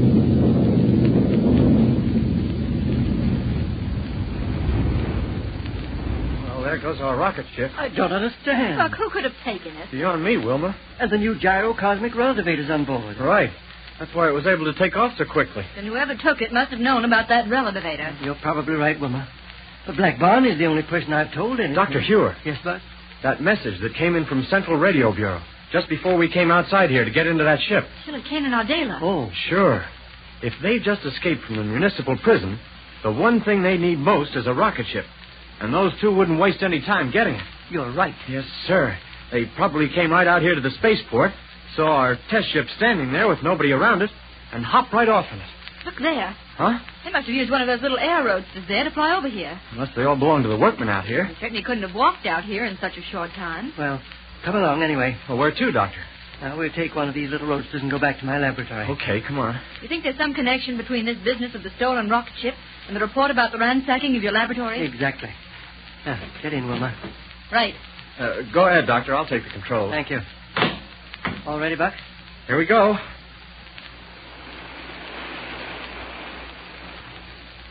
Now, we may all be a little excited over the events of the past few minutes, but it's necessary that we take stock of the situation as calmly as possible and decide what we're going to do. Good idea. The first thing that smacked of trouble was the call from Central Radio Bureau, saying someone had broken into your laboratory right after we'd left it. Yes. And right on top of that came word of Kane and Ardela's escape. Yes. Immediately afterward, our experimental rocket ship took off right in front of our faces. Then it's easy enough to figure out. Kane and Ardela broke out of prison, ransacked your laboratory for whatever equipment they could get hold of, raced over to the spaceport, and made a quick takeoff. Sounds logical enough to me. I still don't see how they covered so much ground in such a short space of time. All depends on how long they were free before they were missed, Doctor. Yes. Well, we'll find out when we reach my laboratory, if the rocket police are still there. Right. But I wonder what happened to Black Barney. He and Willie were going to meet us at the spaceport.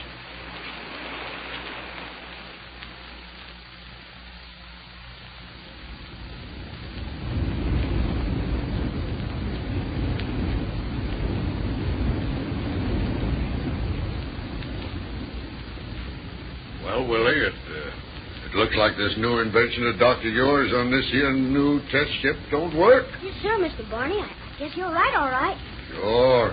I got all the power on she'll take, and we ain't even begun to move yet. What it was supposed to do was let us take off and be going 1,000 miles an hour right away, wasn't it? Yeah. So, take a look out of the Matilla glass window and see if Lieutenant Wilmer and Captain Rogers and Dr. Ure is coming out of the spaceport office to get into this here thing. Yes, sir. Well, are they coming, Willie? Or did the big rocket blast scare them away? Well, what is it? What about it? Why don't you answer me? Mr. Barney. Willie, what's the matter? You look like you just saw a ghost.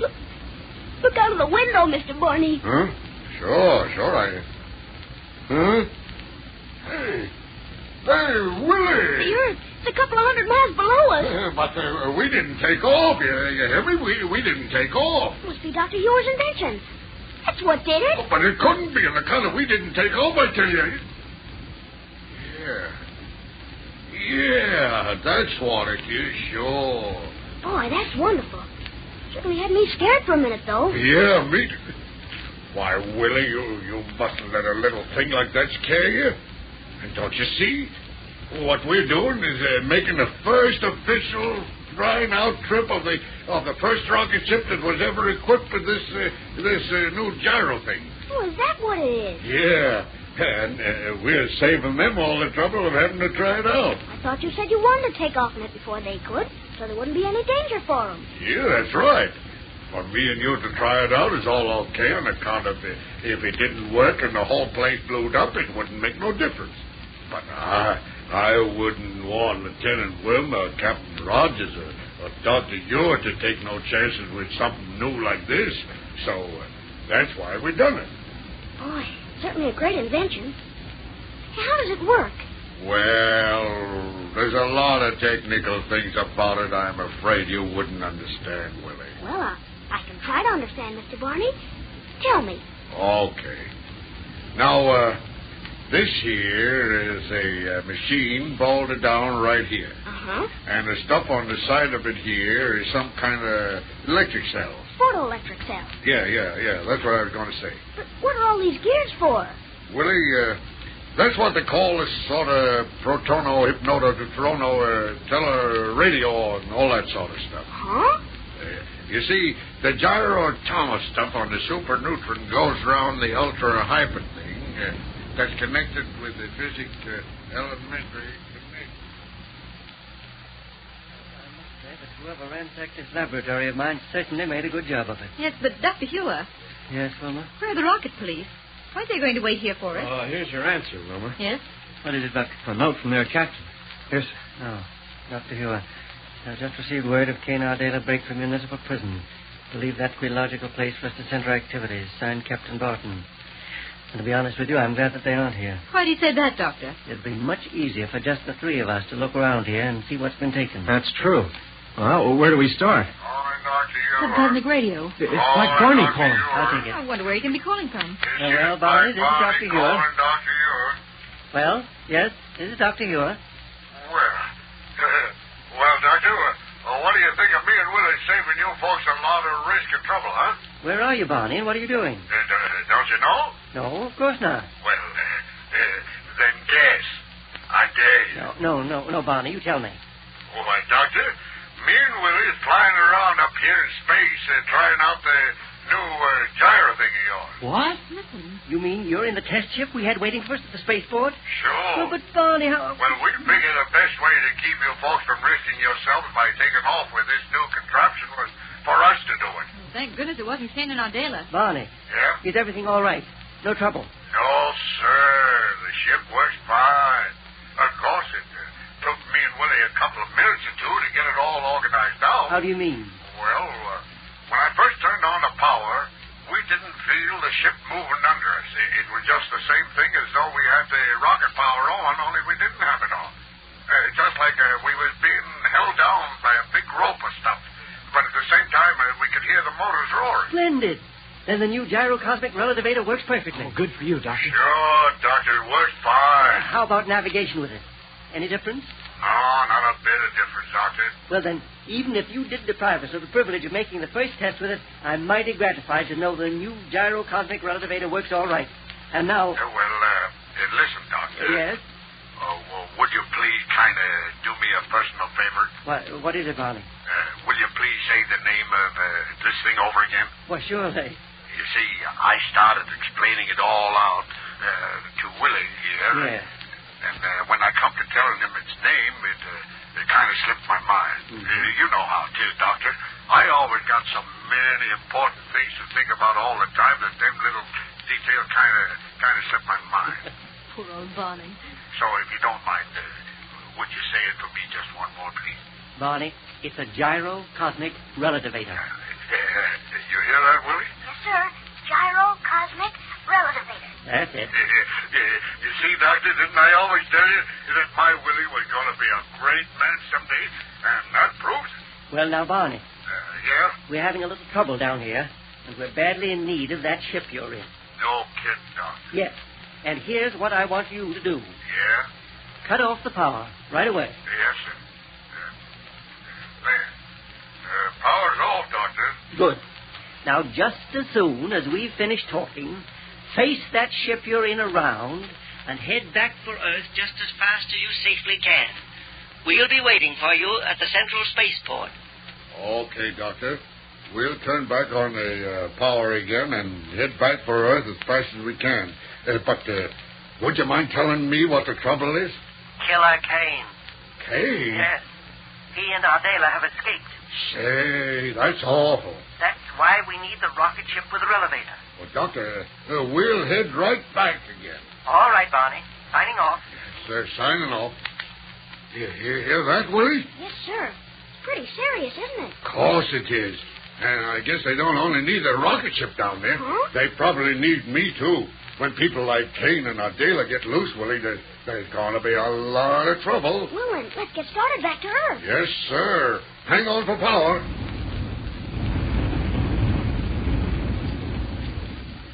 Yes, sir.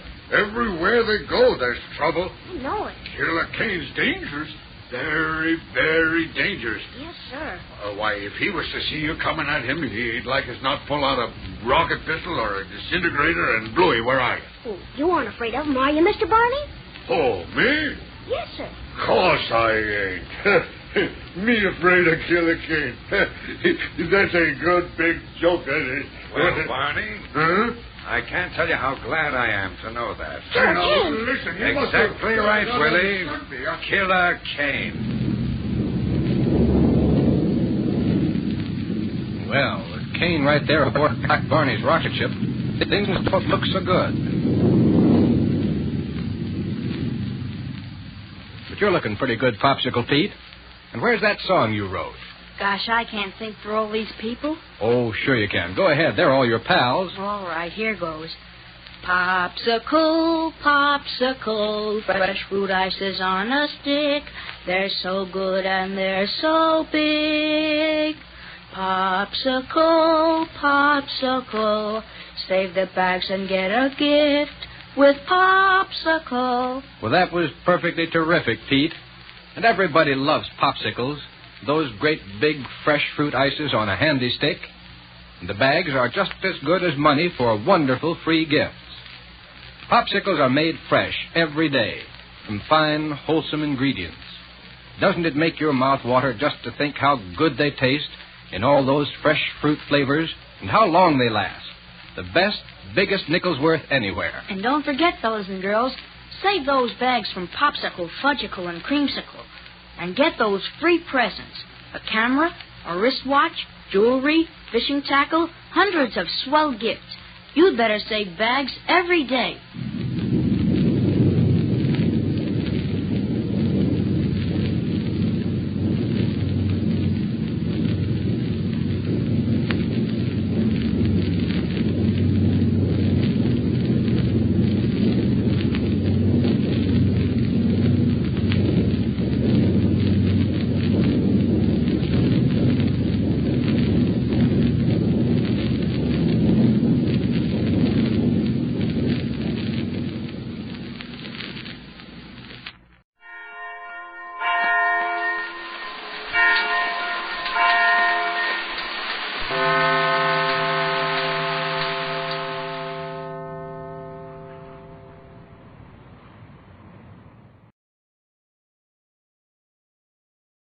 Exploring Tomorrow.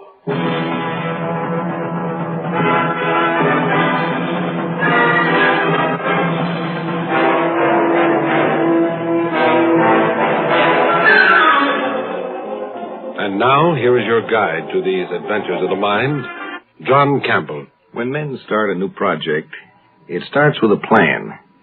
The plan has to be carried out, worked through, the details arranged for.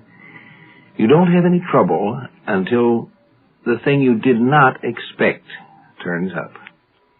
So far, human research has achieved an unmanned satellite in space. The sole purpose of any of these devices, any machine, is to serve human beings.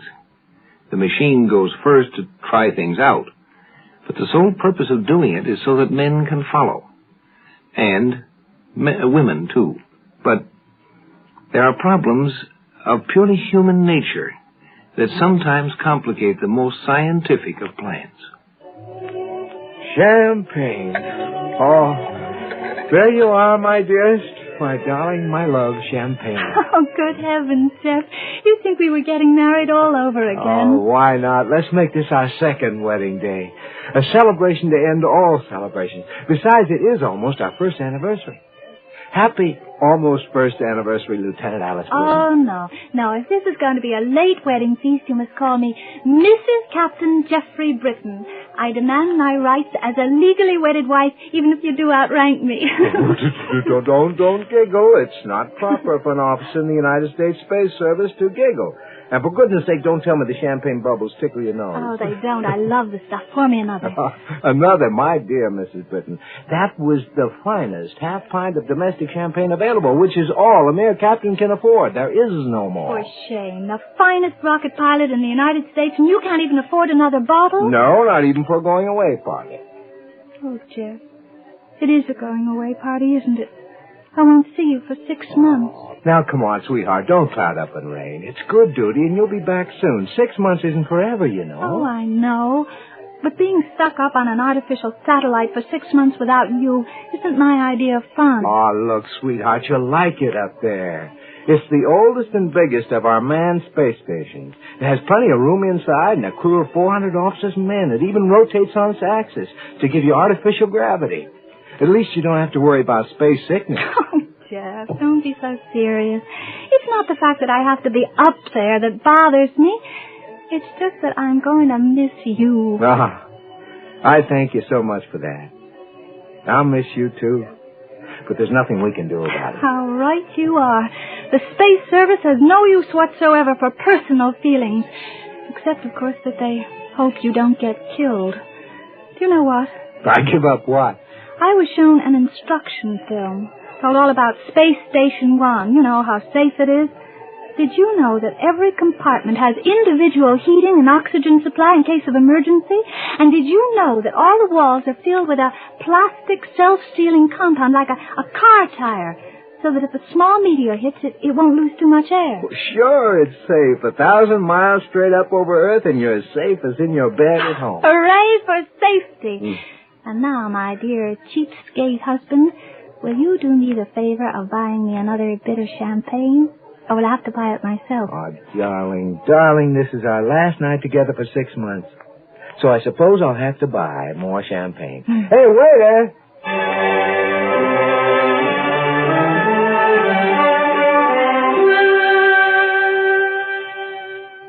Nurse Jenkins, send in Lieutenant Britton. She'll be right in, Doctor.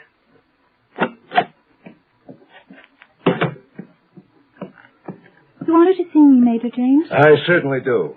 Being medical officer of Space Station 1 isn't an easy job under any circumstances. But you have made it 10 times as difficult. I didn't mean to cause you any trouble, sir. Well, you certainly have. I just got the laboratory report. The test was positive. It was? Oh, that's wonderful. Wonderful? What do you mean, wonderful? Well, My dear Lieutenant Britton, has it escaped your fluttery female mind that you were in Space Station 1 in an orbit more than 1,000 miles from the surface of Earth? Have you forgotten that? No, sir. Well, if I had Captain Britton up here, I'd personally break his neck, but he's not. He's safe down on Earth while you're the one who's going to have the baby. Major James, neither my husband nor I intended this to happen. Of course not, but it did, nevertheless. Oh. I suppose it's not your fault, Lieutenant, but it leaves me in an awkward position. What are we going to do? This is a space satellite, not an obstetrics ward. I have neither the drugs nor the equipment to take care of you. Of course not. You'll have to send me back down to Earth when the next rocket leaves. What? You've been up here 2 months now, and your baby is due in another 7 months. Do you think I would risk sending you down to Earth in a rocket at 9 gravities of acceleration? Not at this stage of the game, Lieutenant. How can I stay here? There's nothing else you can do. I'll have to contact the hospital at White Sands Rocket Base and have them send up the equipment I need on the regular supply rockets. Whether we like it or not, you'll be staying with us for a while. And we're going to have to take very good care of you.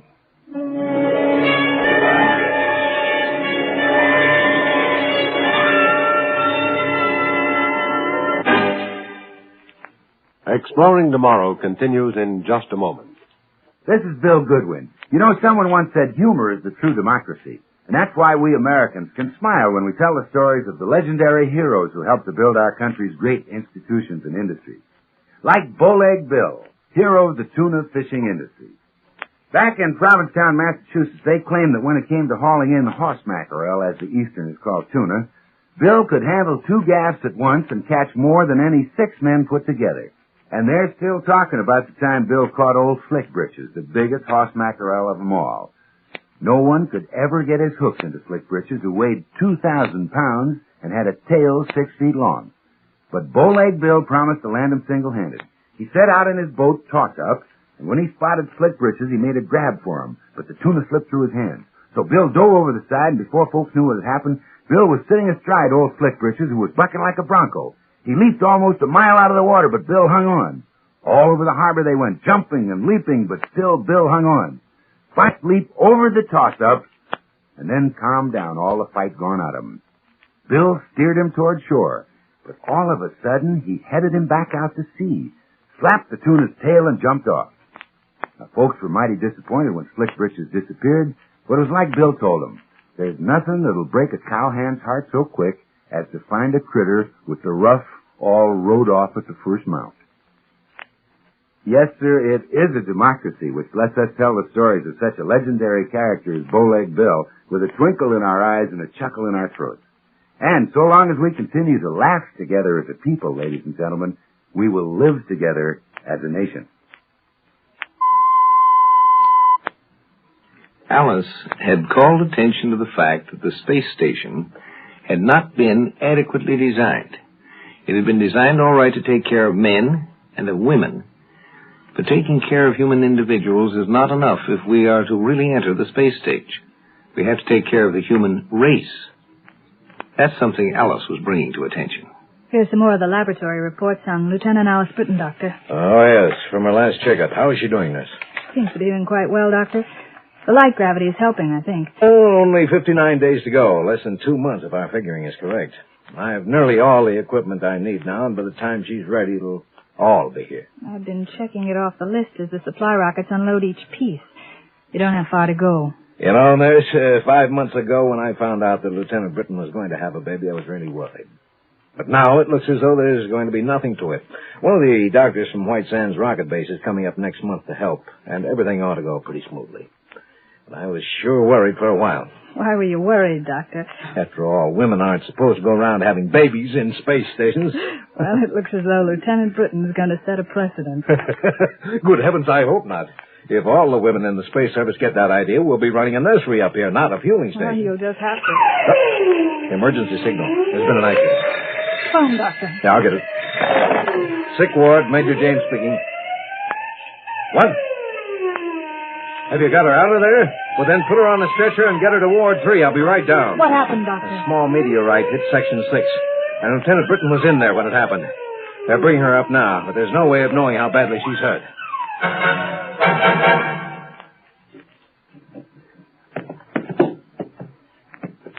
Be careful. Easy now. Oh. Now put the stretcher down on the bed.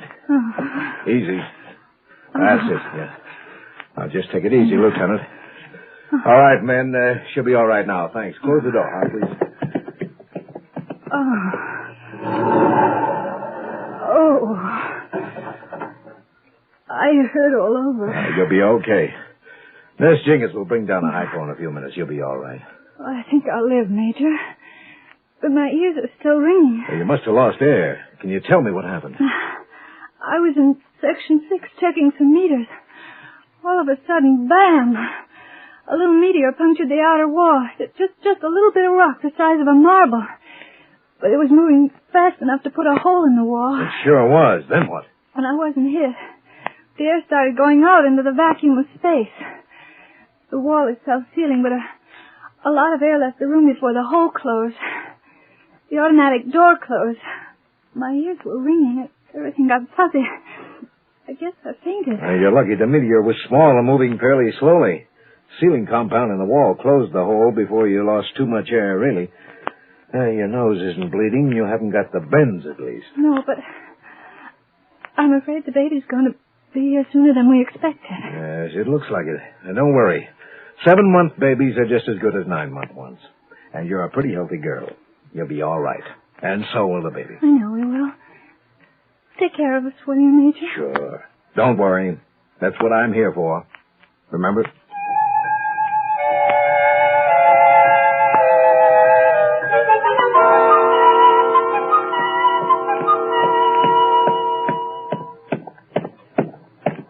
How is she, Nurse? Gave her a hypo. She'll be able to relax a little. She's lucky to be alive. It's not all luck. Everything worked automatically. That's what saved her. Well, she's all right now. You want me to prepare the room next to hers as a delivery room? We'll need it soon. Well, that's what I was afraid of. But how soon, do you think? Not more than an hour or two, I'd say. What's the matter, Doctor? You look worried. Your premature baby has to have a specialized environment. An incubator. If it doesn't, its chances of survival are small, right? Well, yes. Well, we haven't got an incubator. The nearest one is more than 1,000 miles away. Straight down.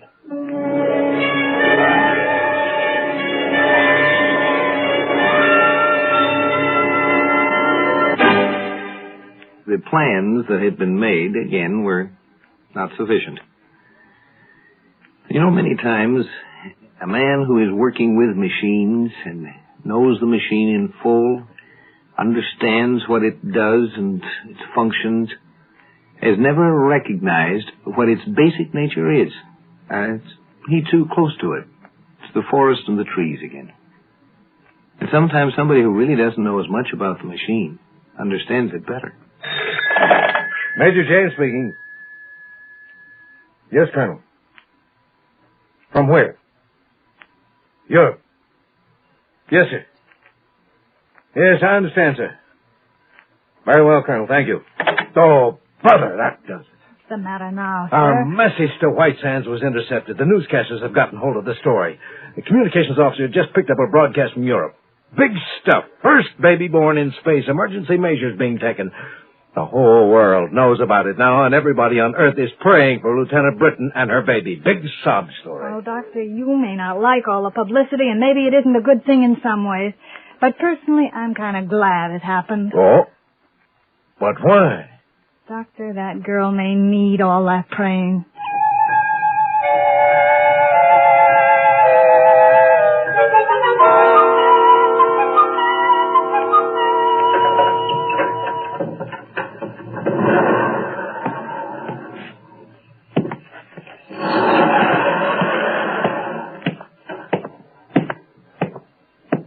Better get things ready, nurse. How long do we have?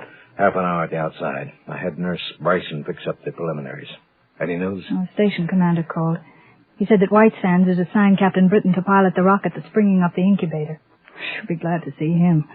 She's supposed to have gone back to Earth a month ago. Yeah, it'll probably do her good to see him. How's she feeling now? Oh, pretty fair. I think she'll be all right. She's got a lot of nerve, that one. She'll need every bit of nerve if she loses that baby. I know. You don't need to remind me. We need an incubator within half an hour, and there won't be one here for 2 hours. We haven't got it, and that's that. What can I do? I've tried everything. Can't the construction crew build one? Well, I thought of that first thing. I called the construction officer. He told me that there isn't any spare material up here to build one out of. It costs plenty to ship stuff up here by rocket, so they only order what they absolutely need. Isn't there anything at all? Well, not unless they cut holes in the space station. And that's what they're doing. They're ripping out one of the partitions. They'll use a heater from a wall and the oxygen apparatus from a spacesuit.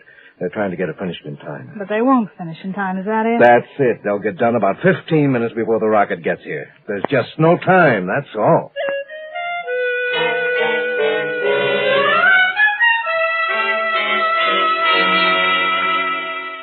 Now, try to take it easy, Lieutenant. Don't rush things. Well, I'm not rushing anything. Well, now, don't worry about anything. You'll be all right. I know. But I wish Jess was here. Your husband is on his way, Lieutenant. He's taking a special rocket up from White Sands. How long will it be? You'll have to hurry. He'll be a little late, I'm afraid. We have the delivery room all ready. It won't be long now. I know it won't. Did you get all the stuff you needed? How about the incubator? Well? There isn't any incubator. I didn't take the possibility of a premature delivery into account. It's all my fault. But I've done what I could. Your husband is bringing an incubator up in the rocket. It won't be too long. I think we'll be able to keep the child in good health until he gets here. Lieutenant Britton. Alice, this is no time to get hysterical. Stop it. I'm not hysterical, Doctor. You are. Look at you. You're so nervous. You can't even think straight. What do you mean? Well, figure it out for yourself. Take a look around you and ask yourself, why is a space station like an incubator? Good heavens, of course. That's it.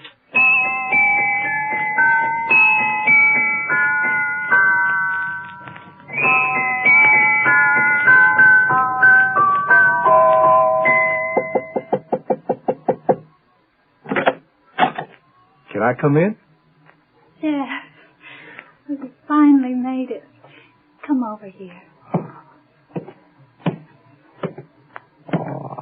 Hey, you look fine. How's it feel to be the most famous mother on earth? Huh? Or all of it? Oh, I don't care about being famous. It's wonderful just to be a mother. And how do you feel, Daddy Britton? Oh, wonderful. Absolutely wonderful. Say, I brought you an incubator, but Major James said you won't need it. I asked him why, and he said he felt too foolish about it to explain. He said I should ask you. What's the story? Well, it was very funny. Poor man was running around in circles worrying about an incubator. He had you bring one up, and I understand he had the construction crews tearing down the walls to make one. Really? Really. And I finally asked him, why is a space station like an incubator? And he got it right away. Got it? Got what? Oh, don't you see, silly? A space station is a sort of an incubator. It protects us poor, weak humans from the airlessness and extremities of temperature in space. And each room of this station is a separate compartment. They can be self-sustaining if they have to. So what did the Major do? We just had one whole room isolated. You raised the temperature, pumped in extra oxygen, and bingo, he had an incubator. Well, where is my son? I want to see him. Your daughter, dear, and she's in the next room. Huh? Oh, but you can't go right in. You just wait.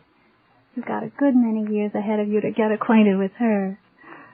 All right. I guess I just have to practice getting acquainted with you. Come here. Mm-hmm.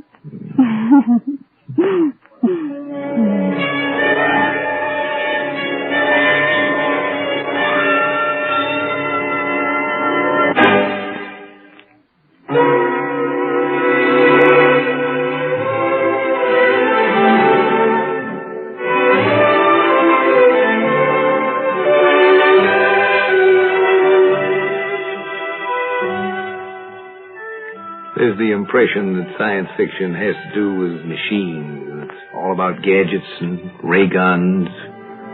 It isn't. That's why it's science fiction. It has to do with human beings and the problems that human beings will have with the machines we do and must live with. And if the machines aren't properly designed to recognize that their purpose is to serve humanity, they're no good either.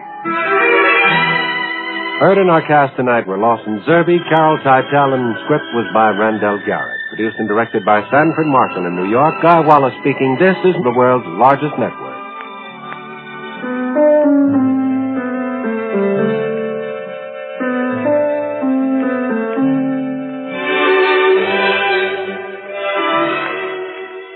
We pause now for station identification.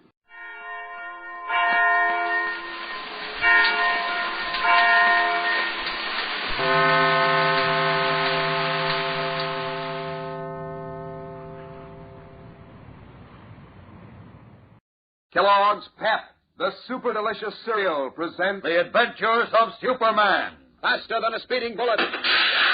More powerful than a locomotive. Able to leap tall buildings in a single bound. Look, up in the sky. It's a bird. It's a plane. It's Superman. Yes, it's Superman. And today, Batman and Robin have discovered a clue they hope will lead them to the real Dixie Lamar. Because Lois Lane is an almost perfect double for a girl known as Dixie Lamar, wanted for murder, Dr. Bly, the leader of Dixie's confidence gang, planted evidence in Lois's apartment which made it appear that she was Dixie. Arrested and brought to trial, Lois is now waiting for the jury to bring in its verdict, which almost everyone believes will send the innocent girl reporter to the electric chair. Guessing the truth, Clark Kent asked Batman to help him find the real murderess. With Robin, his young companion, Batman was searching old juvenile court records when he came across the photograph of a girl named Dorothy Zelinka, who bore a striking resemblance to Lois. Believing that Dorothy Zelinka might be Dixie Lamar, Batman and Robin hurried to the reformatory, where we join them now in the office of Mrs. Taylor, the matron. Listen.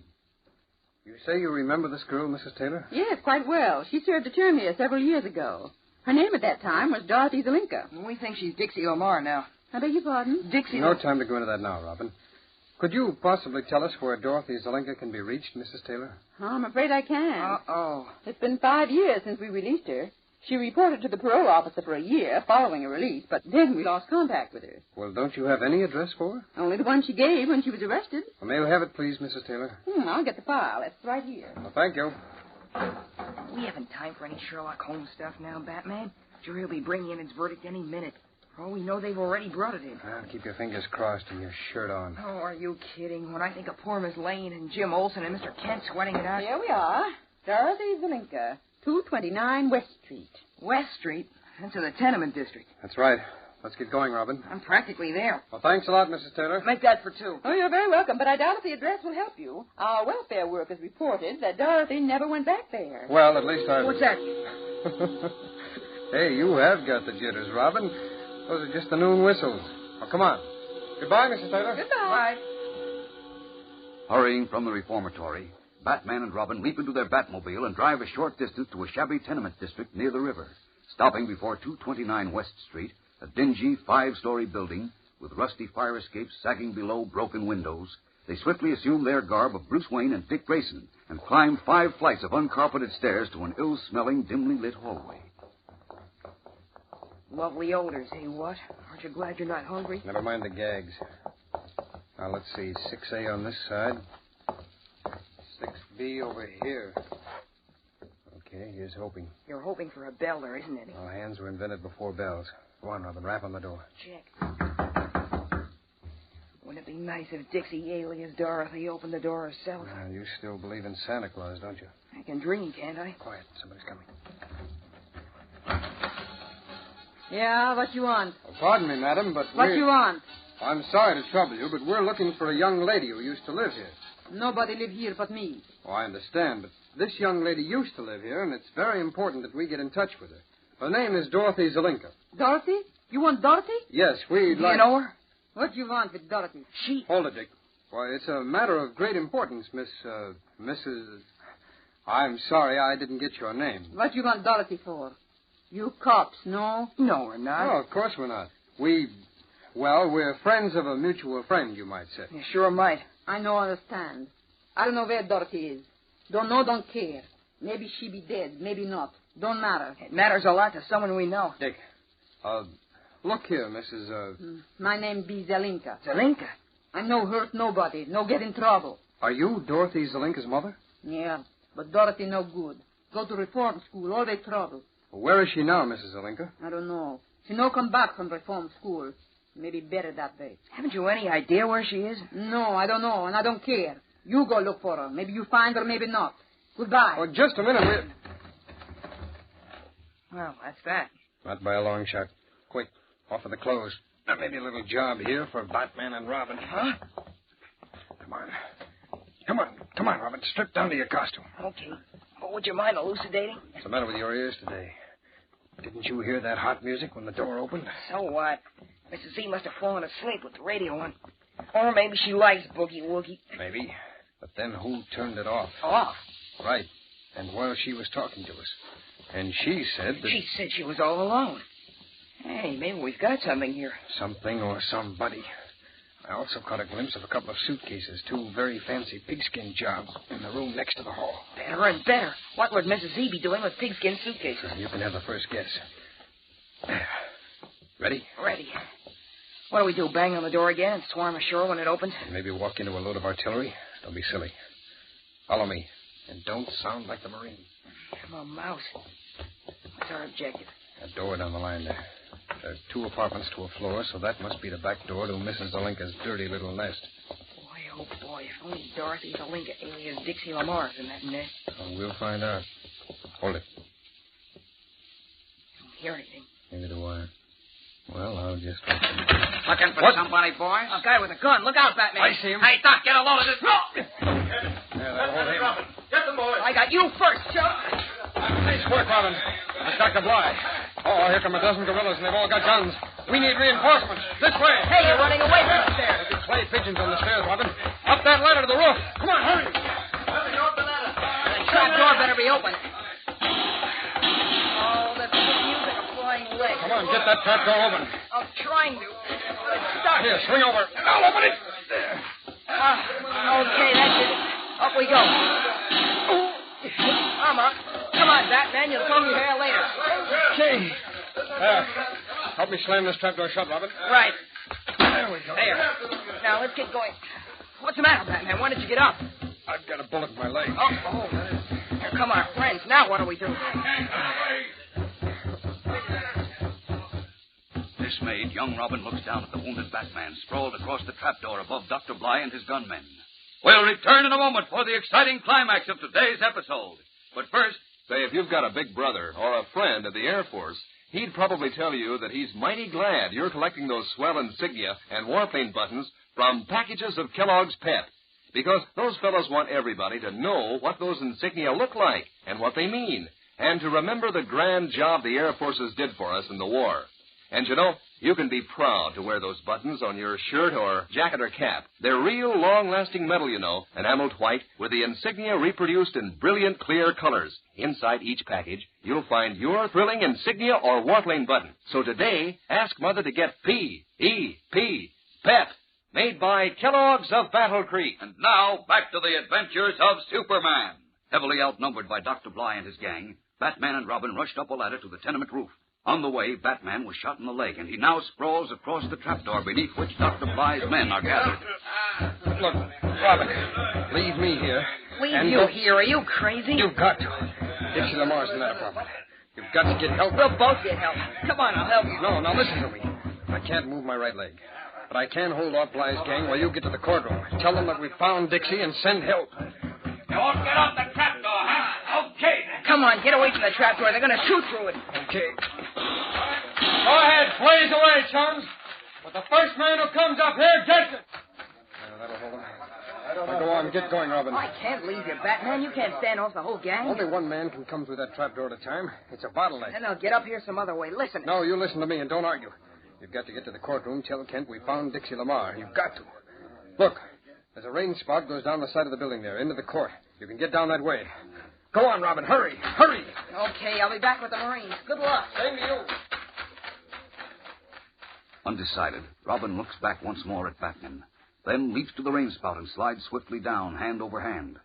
At the bottom, in the small courtway hemmed in by 4 brick walls, the youngster in mask and cape drops to the ground, turns about, and... What?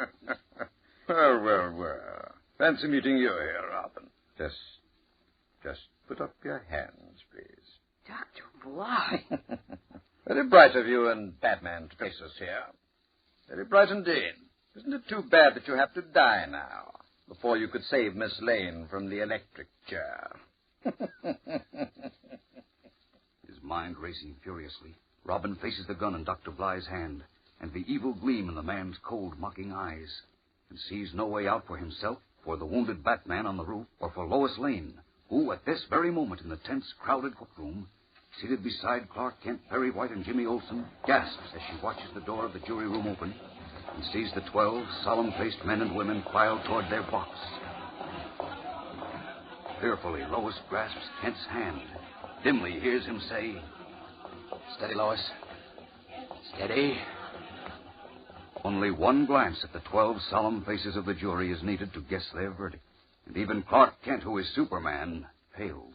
Now everything depends on Robin and Batman. What will happen to them? Don't miss tomorrow's smashing climax of our story, fellows and girls. Tune in, same time, same station, and thrill to The Adventures of Superman. Faster than a speeding bullet. More powerful than a locomotive.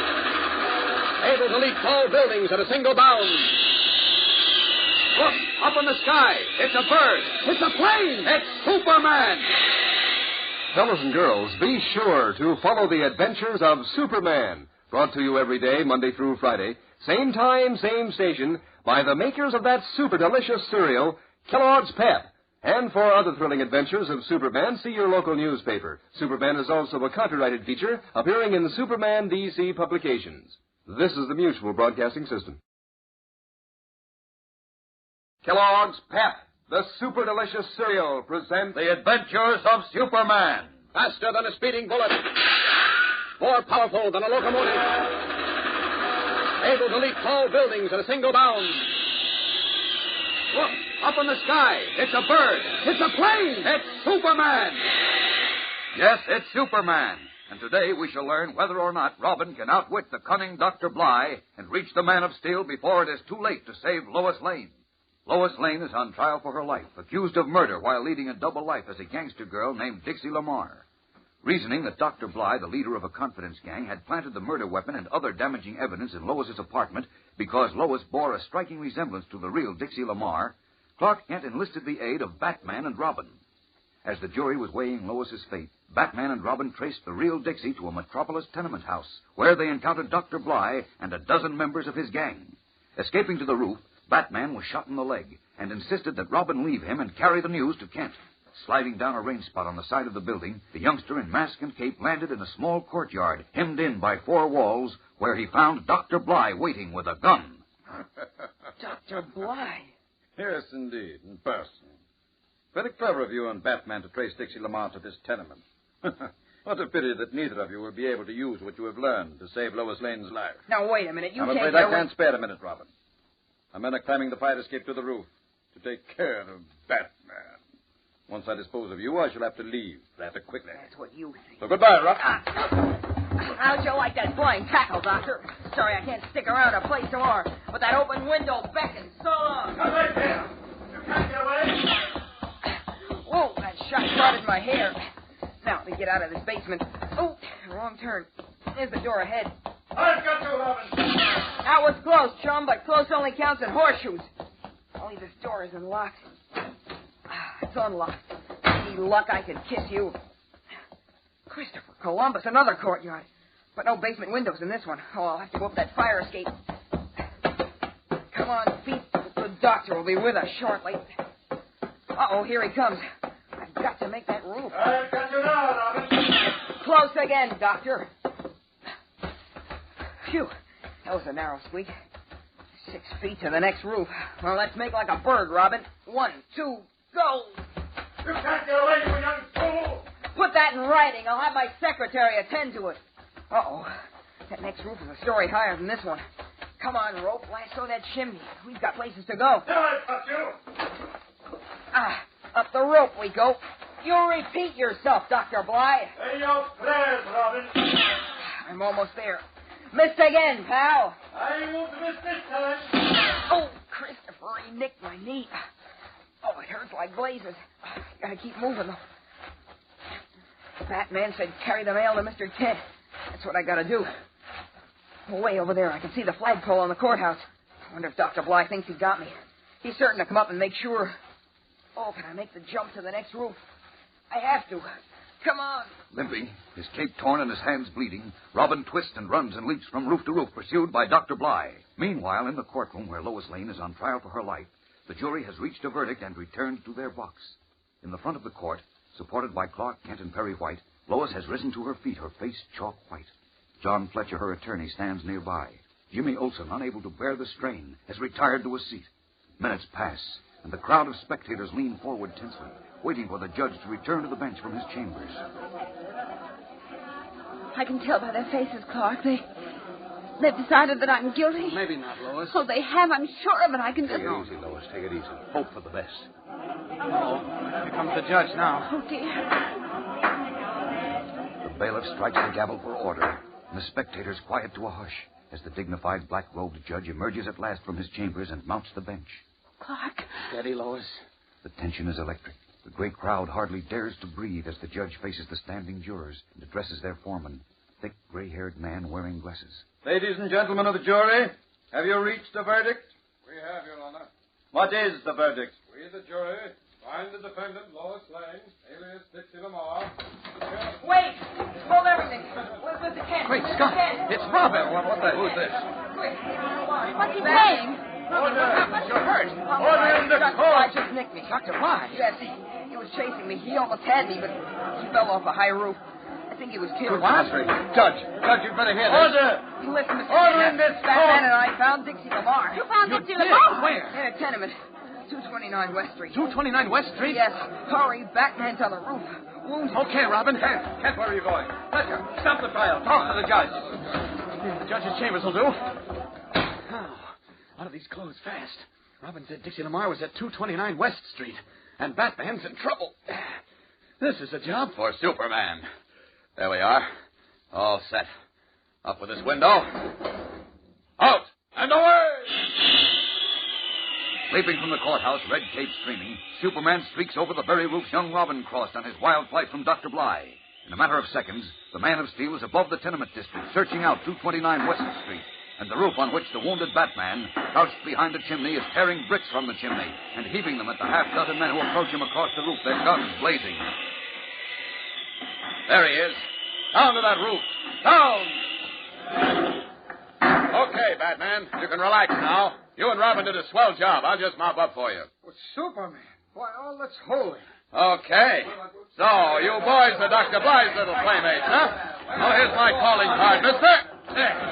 And here's one for you. And you. Don't go away, Redhead. I've got a ticket for you, too. Here you are. And here's one for you, my husky friend. Now, just two of you left, eh? Now, let's try the old 1-2 punch again, like this. There. I think that takes care of the lot. You're not kidding, Superman. When you smack them, they stay smacked. You didn't come a minute too soon. I was running out of bricks. That's all. How's your leg? Oh, just a little lead in it, that's all. Uh-oh. Oh, but look, I saw Dixie Lamar run out here a moment ago. What? Which way did she go? Straight up the street. Here, you can see her from here. I want a judge and jury to see her. Can you watch these gorillas until the police get here? Oh, that won't be hard. They look like they'll be asleep a long while. Okay, then I'll be seeing you. Thanks a million, Batman. Up and away!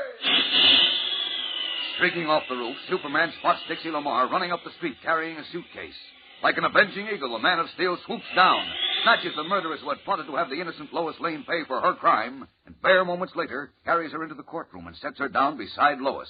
A gasp rises from the crowd as Superman steps up to the bench. Judge, I'd like you to meet Dixie Lamar. Godfrey, she looks exactly like Lois. Why, she does. That guy's lies. He lies, I tell you. Atta boy, Superman. Good heavens, speak up, young woman. Are you Dixie Lamar? Who, me? No. Want to take another ride in the sky, Dixie? No, stay away from me. All right, then tell the truth and fast. Her real name is Dorothy Zolinka. She shot the FBI man. Is that right, young woman? No. All right, Dixie, or Dorothy, or whatever your name is. We'll take another ride. No, don't touch me. Sorry. Okay, I did it. I killed him. I'm Dixie Lamar. What? You hear that, Miss Lane? She's Dixie Lamar. You're free, Lois. You're free. Jubilantly, Perry White, Jimmy Olsen, employees of the Daily Planet, and spectators crowd around Lois, congratulating her on her complete vindication as Superman and Robin slip from the courtroom. But unknown to any of them, the high spirits they are in are doomed to be short-lived. Within a few hours, the most stupendous thing that has ever happened to Superman is going to break. We'll be back in a moment to learn what it is. But first, let's hear from our good friend. Say, gang, you know what I think is one of the best-looking insignia buttons in the second series put out by Kellogg's Pet? I think it's the insignia of Navy Torpedo Squadron 3. I sure do like the looks of that fiery red dragon riding a black torpedo. Boy, that button is really keen-looking. Of course, maybe you've got a different favorite, but you still want to collect the whole second series, all 22 buttons. And they're easy to get, too. You don't have to send in any money, not even a box stop. You just ask your mother to get a package or two of that super delicious whole wheat flake cereal, Kellogg's Pep. There's a dramatic-looking insignia or warplane button in every package. And it's an exclusive prize for you from P.E.P. Pep, made by Kellogg's of Battle Creek. And say, gang, here's the tip. If you'll ask Mother to get you a couple of packages of Pep over the weekend and save the Pep box stops, on Monday, I'll have news for you about something mighty swell you can use them for. Get in on the fun, the big news, when you listen to Superman next Monday. And now, back to the adventures of Superman. Perry White and Clark Kent are seated in the editor's office some hours following the dismissal of the murder charge against Lois Lane. The latest edition of the Daily Planet has just come up from the press room, and Perry White is gloating over it. Not bad, Kent. Not bad at all. We didn't get an exclusive story, of course, but every newspaper in the city had 5 men in that courtroom. But what we have got is a byline story by Lois herself. Oh, will this sell the papers? Here, take a look at it. Okay, thanks. How it feels to be charged with murder by Lois Lane. Who wrote that head? Well, I did. Who do you think? What's the matter with it? Oh, nothing. Nothing at all, Chief. Now, let's see. Any other news on the front page? Well, Kent, what's the matter? No. Kent, what is it? Why, you're white as a sheet. Kent, what's the matter, Kent? What is it? Slumped in his chair, with the color draining from his cheeks, Clark Kent stares at the front page of the newspaper as though he were looking at a ghost. And well he should, for what he has seen may mean the end of Superman. Fellows and girls, no matter what happens, Don't miss Monday's super exciting episode. At last, Superman has met his match, something that may wipe him out forever. We can't tell you what it is now, but be sure to listen Monday and tell all your friends to listen, as Superman begins his fight not for the lives of others, but for his own life. Nothing like this has ever happened before. So tune in Monday for the adventures of Superman. Faster than a speeding bullet. More powerful than a locomotive. Able to leap tall buildings at a single bound. Look, up in the sky. It's a bird. It's a plane. It's Superman. Fellows and girls, be sure to follow the adventures of Superman. Brought to you every day, Monday through Friday. Same time, same station, by the makers of that super delicious cereal, Kellogg's Pep. And for other thrilling adventures of Superman, see your local newspaper. Superman is also a copyrighted feature appearing in Superman DC publications. This is the Mutual Broadcasting System.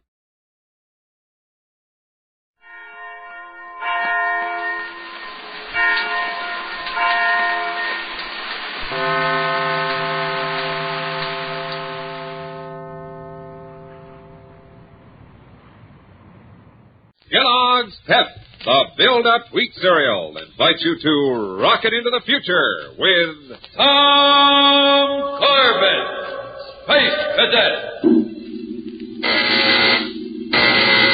Stand by to raise ship. Blast off -5, 4, 3, 2, 1, 0. As roaring rockets blast off to distant planets and far-flung stars, we take you to the age of the conquest of space with Tom Corbett, Space Cadet.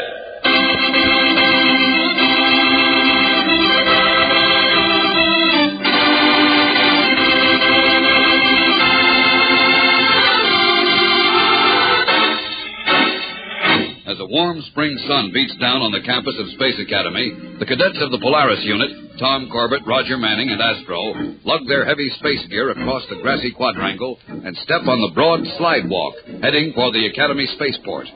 As they ride, Tom reminds his unit mates of a previous mission with the same commanding officer, Major Blastoff Connell. Look, fellas, after the hard time Major Connell gave us on the last mission out to Pluto, let's see if we can't really be on the ball for this one. Okay by me, Tom. It won't do any good. You won't know till you try, Roger. What's the matter? Afraid of a little work? Listen, you Venusian clunk, I'll work circles around you any day in a week, and that includes... Okay, save that energy for the Polaris, Roger. Yeah, use some of that hot air to shine brass. Well, there's the ship. Let's get aboard and have everything shipshape for Major Connell. This is one mission when the Polaris crew is coming back with a clean record.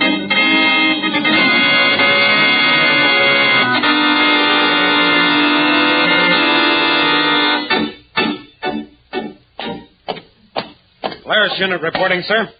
Well, back to your old tricks again, I see. Tricks, sir? I thought after our last flight the Polaris unit had pulled itself together. But I see it's the same erratic, undependable... Well, is there something wrong, sir? No, nothing serious, Corbett. Just a minor detail. About what I'd expect from the Polaris unit.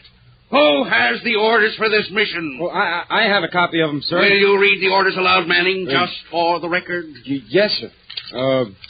6 May 2352. Order 35876. Polaris unit will report to Academy Spaceport at 1400 hours with full space gear and place themselves under command of Major Connell. Mission, space test of new long-range transmission beam.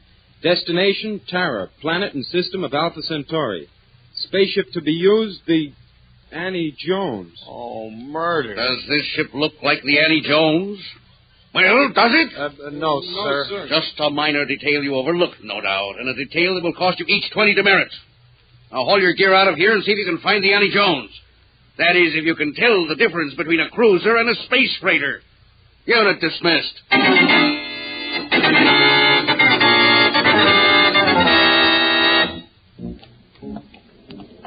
I don't get it. Why do we always wind up with Connell when we've got a long flight ahead of us? First it was Pluto and now Tara. 25 billion miles out into deep space, and he has to be the boss. Well, cheer up, Roger. There'll be 2 other spacemen on the crew. Connell will have to share his bad temper with them. Well, if they're smart, those guys will be dead. Who are they, anyhow? Oh, I don't know their names. A couple of men who were on the first exploratory expedition to Terra. You know, whether we like the company or not, this is going to be an important flight. If we can get this long-range transmission beam to work, it'll be the first big step to establishing a colony out there. Fine, and all I hope is they make Connell a CO. Well, here's the Annie Jones. Come on, let's climb aboard. You sure this is the Annie Jones now? Of course. Climb into the airlock. Come on, Astro. Hey, Astro. Oh, sorry, Tom. What's the matter? What are you looking at? Oh, I thought I saw somebody hanging around that port stabilizer fin. Don't see anyone. I guess I was wrong. Well, let's go. And heaven help us stay on the right side of Major Connell from now on. You can say that again, Astro. You space-happy jerk. Did you have to show yourself like that? You almost quit the whole deal. I'm sorry, Thurston. I thought those were the guys we're waiting for. No, those were the cadets. We want the 2 enlisted spacemen. Yeah, I know, but listen.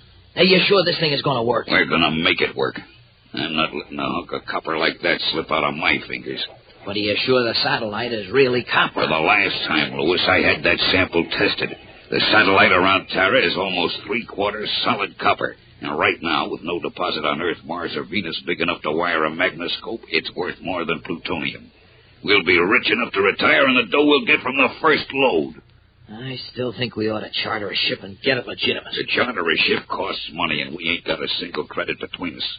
Besides, this guy Connell and his space cadets might find the copper moon and claim it for the Solar Alliance, and then where'd we be? Oh, I don't know. We found that moon when we were out there with the expedition, and we're keeping it. Okay. Hey, here come those 2 spacemen. The rest of the crew. You ready? Yeah, all set. Quiet now. Get 'em! Okay, Thurston, they're out cold. Right. Drag them behind that supply truck and grab their space gear. From here in, we're assigned to the crew of the Annie Jones, and when we get to Terra, we'll be richer 1 copper satellite.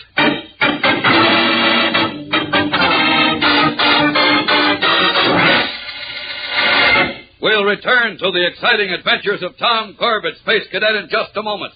So stand by. Here's a special communication from Tom Corbett, Space Cadet. Yes, spaceman, here is Tom Corbett to give you an important message about building yourself up to be strong and vigorous. Come in, Tom Corbett. Corbett here. Now listen, spaceman. In any assignment a space cadet takes on, he's expected to do his very best. That's why space cadets demand the foods that help them the most. Foods that power them up for hard work. Kellogg's Pep is one of those foods. And besides being a builder-upper, Pep is a great tasting cereal, too. You don't have to take my word for it. Make it your space cadet assignment starting tomorrow morning. Eat Pep. Eat Pep every morning. You'll like that flavor. A whole wheat and malt flavor you can really taste. And when you get up from that breakfast table, you'll have a good supply of vitamin D, vitamin B1, and other important food values. The kind of food values you need to get out there and do a job any space cadet would be proud of. Let's make a deal, spaceman. We'll both eat Kellogg's Pep every morning. And we'll both keep ourselves ready for action every minute. Right, Tom Corbett. And say, spaceman, start your day the spaceman's way with a man-sized bowl full of Kellogg's Pep. P-E-P. Pep.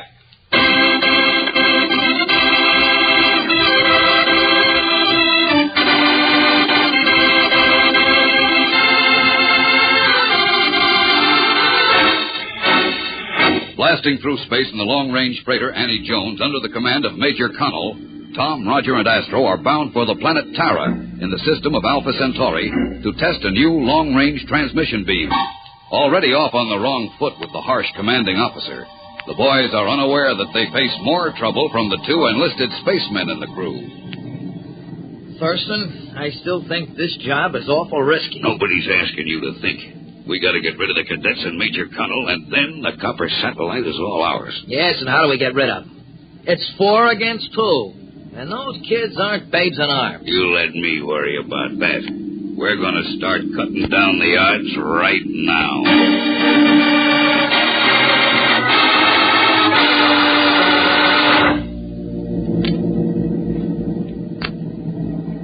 Corbett. Cadet Corbett. Aye, Major Connell. Corbett, You know the rules governing all entries made in the logbook. Yes, sir. It states that under no circumstances are any entries to be erased. But I find 2 lines here in your watch report have been erased. Erased? And on top of that, the wrong course rewritten in its place. But I never... Is that your signature? Yes, sir. That'll cost you 10 demerits, Corbett. And for every act of negligence aboard this craft, there'll be 10 more. And 10 more. Clear, Corbett? Clear, sir. Thurston. Yes, sir. Check through the log for more erasures, and I hope for your sake, Corbett, there aren't any.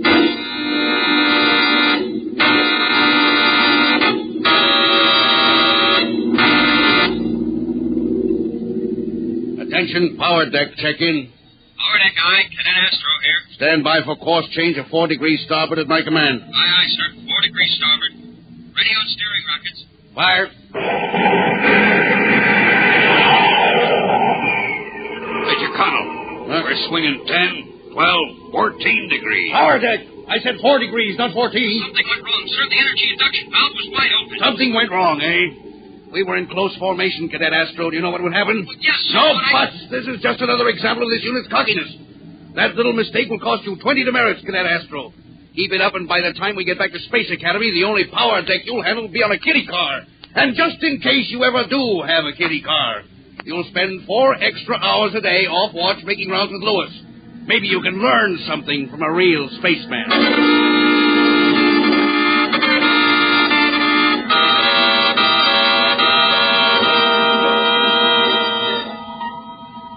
Well, blast my jets. Look who's got all the demerits. And yours truly, Roger Manning, just goes about his work. Why, you stargazing squirt, I tell you something happened to that valve. Yeah, and I suppose Tom didn't erase that stuff in the logbook. No, I didn't, Roger. Stop beeping. A few demerits and you're crying. Manning, where are you? Uh-oh, and transmission, fellas. Right here, Major. What's up? Suppose you tell me. Check your space position. Sure thing. Here you are, sir. Chart K, Section 63. We're right here. Look again, Manning. I think you'll find it Chart M, Section 67. Chart M, sir? Chart M, Manning.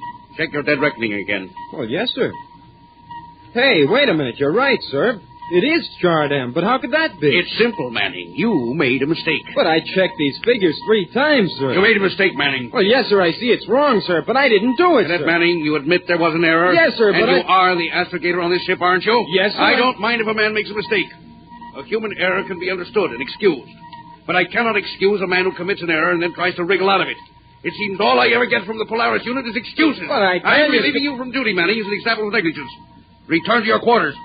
Thurston, check in. Thurston here, sir. You're assigned to the radar deck for the remainder of the trip. Yes, sir. Now maybe I can relax with this ship in the hands of real spacemen.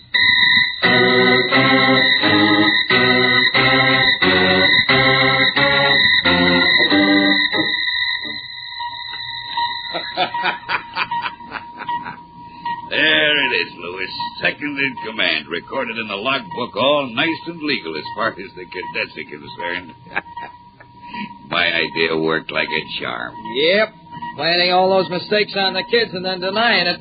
Oh, boy, that was just like pouring oil on a fire. Connell just got hotter and hotter and hotter. So now if anything happens to Connell, I take over the ship and no questions. I'd feel a lot safer if we got rid of that space bum right away. Suppose he gets wise. And that Corbett is a smart kid, too. Yeah, too smart. You're right about Connell. We got to get rid of him fast. The thing is, how do we do it? The ray guns are all locked up. Leave it to me. I'm going to make our tough skipper take a swim out in space. And I'll use Corbett as bait. Now, what's so funny? I'm just thinking, Lewis. I might get down in history as the first guy in the universe to catch 2 space fish on one hook.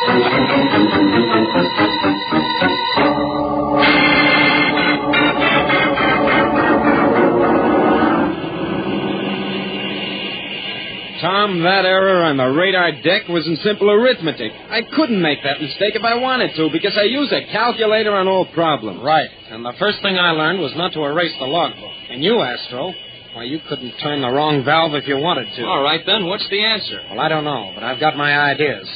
Thurston and Lewis. Come to think of it, they're the ones who profited by all this. And if Tom's right, it's still going to be tough to prove with Thurston second in command. You think it would do any good to talk to the Major? I don't know, Astro, but I can try. All he can do is give me a few demerits, and the way I'm going, what's 10 or 20 more?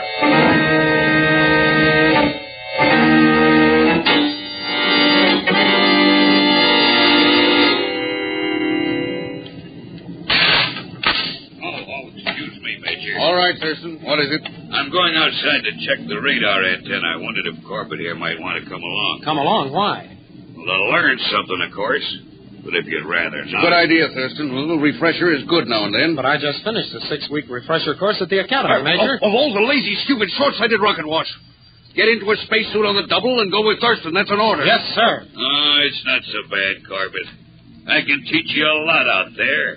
Be the best lesson you ever had.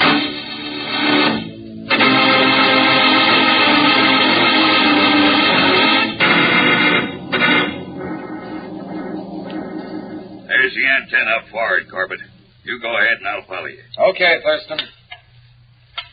Why so slow? I don't want to be out here all day. Why do you keep looking back at me? Just making sure everything's all right, Thurston. Oh, yeah, huh? Well, everything will be soon. Hey, what are you trying to do? Let go of me. My oxygen valve. Let go of me. Yeah. Oh. That's it, Corbett. Have a nice long sleep for yourself. Attention! Emergency! Major Connell. Something's happened to Corbett. His oxygen supply is blocked. They need another bottle right away. Stand by, Thurston. Do what you can. I'll be right out. Better hurry, sir. There isn't much time.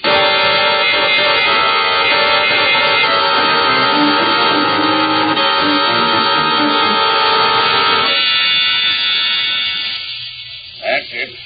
Breathe deeply, Corbett. You'll be all right. Last it, why didn't Thurston just turn your valve on when he saw you weren't getting oxygen? Thurston, he turned the valve off. What? Yes, sir. Where is he? He went back into the ship to get a respirator. He what? Corbett, what are you doing? Come back here. Major, the airlock, I can't open it.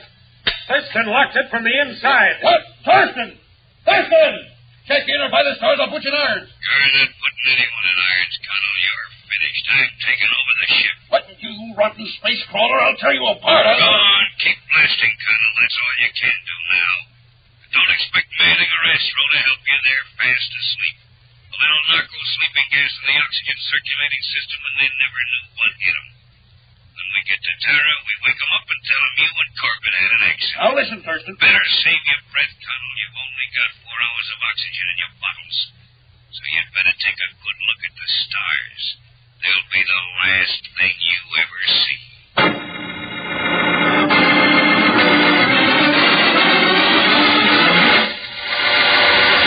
We'll return to the exciting adventures of Tom Corbett, Space Cadet, in just a moment.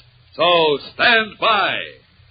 Spaceman, Kellogg's Pep, the cereal that brings you these exciting Space Cadet adventures, now gives you a chance to collect detailed picture cutouts of your favorite Space Cadets. Right now at your grocery store, each and every regular-sized package of Kellogg's Pep has a special Space Cadet picture cutout right on the back of the package. All you have to do is cut it out and set it up in your own Space Cadet setting. You can get a picture of Astro, Tom Corbett, or Roger Manning in a spacesuit, Dr. Joan Dale in the official Space Academy dress uniform. You want to get all 4 Space Cadet picture cutouts, and it's easy to do. Nothing to mail, no box tops to send in. Your picture comes right on the back of every regular-sized package of Kellogg's Pep. And that's not all.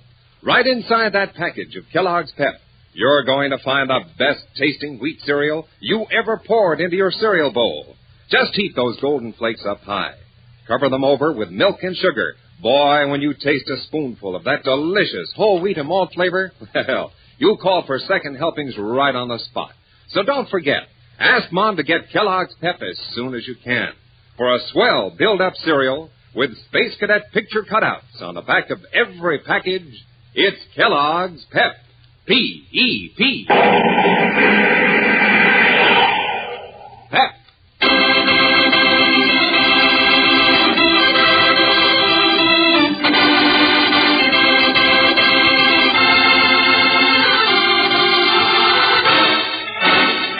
Left to die of suffocation, locked outside the Annie Jones, Tom and Major Connell work desperately on a plan to save not only their own lives, but the lives of Astro and Roger, who have been drugged with a sleeping gas. Lucky for us, Thurston left this other oxygen bottle outside, Major. Yeah, if we can damage the steering vein enough, it'll tear the control to make those rats come out to fix it. Just a little more, sir. And I think we might have it. Here, let me try a while, Corbett. Yes, sir. A little more, sir. And that'll do it. Hammer out here on the edge. That's it, sir. Steering vane's jammed. This will start the ship drifting off course. Thurston and Lewis will be scanning the hull to see what's going on. And we've got to make them think we're either dead or too weak to resist. But how, sir? Now, you lie down on the hull. I'm going to shove off into space. Hey, Major, they're coming out already. Quick, now, I haven't time to explain. Keep their attention drawn from me. Or we'll wind up drifting with 10 million of the most unfriendly stars I've ever seen.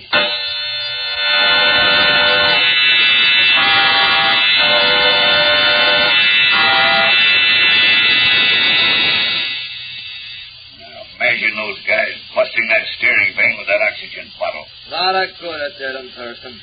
I saw one of them through the airlock viewport, drifting away. Almost 4 hours, so I guess the other one is done for now. Yeah, but I hope that vane ain't busted too bad. Well, if it is, we get Astro to fix it. Good idea. Okay, pressure equalized now. Open up the outer hatch and climb out. Hey, there's one of them down by the stern of the ship. I think it's Corbett. Yeah, looks like he's passed out. But you better stay here by the airlock just in case. Okay. I'll go over and take a look. Well, hello, Thurston. Come to look over the steering vane? You're... Yes, still alive, no thanks to you. They'll get you, Thurston, for mutiny, piracy, and attempted murder. The Solar Guard will make me laugh. When I get back, I'll have enough credits to buy the Solar Guard. Now, you're going for a long swim in space, and I'll make it easy for you. A blast from this parallel ray. So when the oxygen gives out, you won't feel a thing.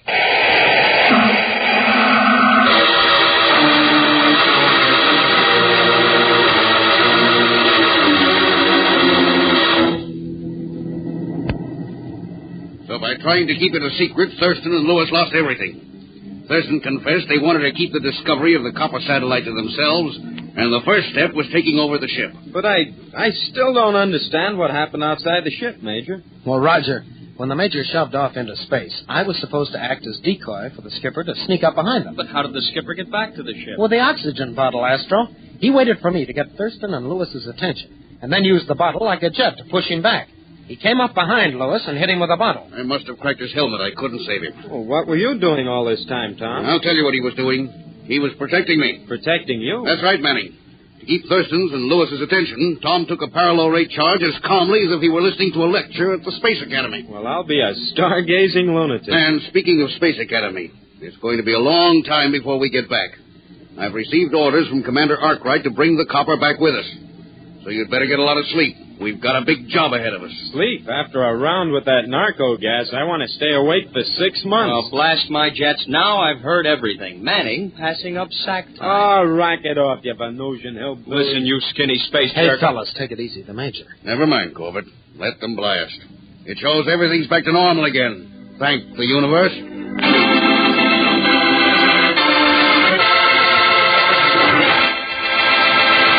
Don't miss the next action-packed adventure with Tom Corbett, Space Cadet, on Thursday, when the crew of the Polaris lands on the copper satellite and begins the overwhelming task of sending it blasting back to Earth in Part 2 of Danger in Deep Space. Tune in, same time, same station on Thursday for the next thrilling interplanetary adventure with Tom Corbett, Space Cadet.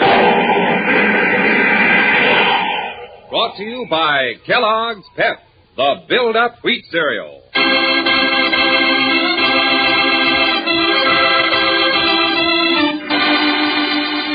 Tom Corbett, Space Cadet, starring Frankie Thomas, can also be seen on television and appears in the comic sections of many of America's leading newspapers.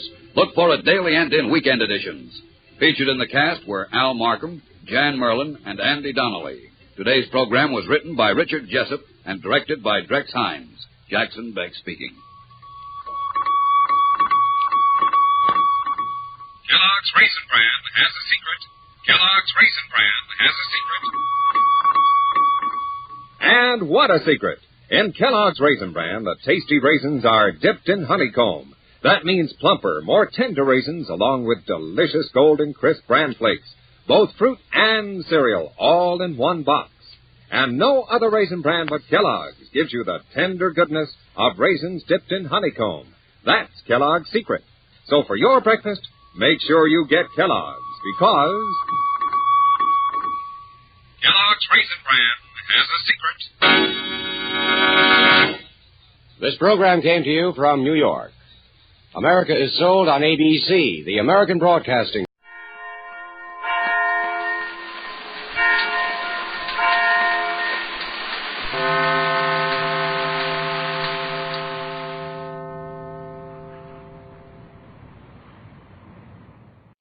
Fed up with shoveling snow? Can't shake that cold of yours? Want to get away from it all? We offer you escape.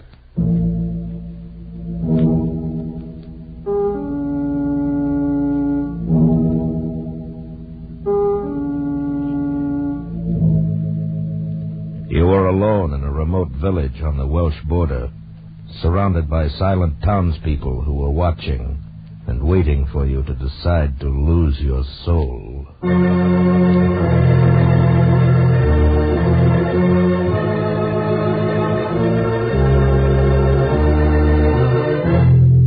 Escape, produced by William N. Robeson and carefully contrived to free you from the four walls of today for a half hour of high adventure.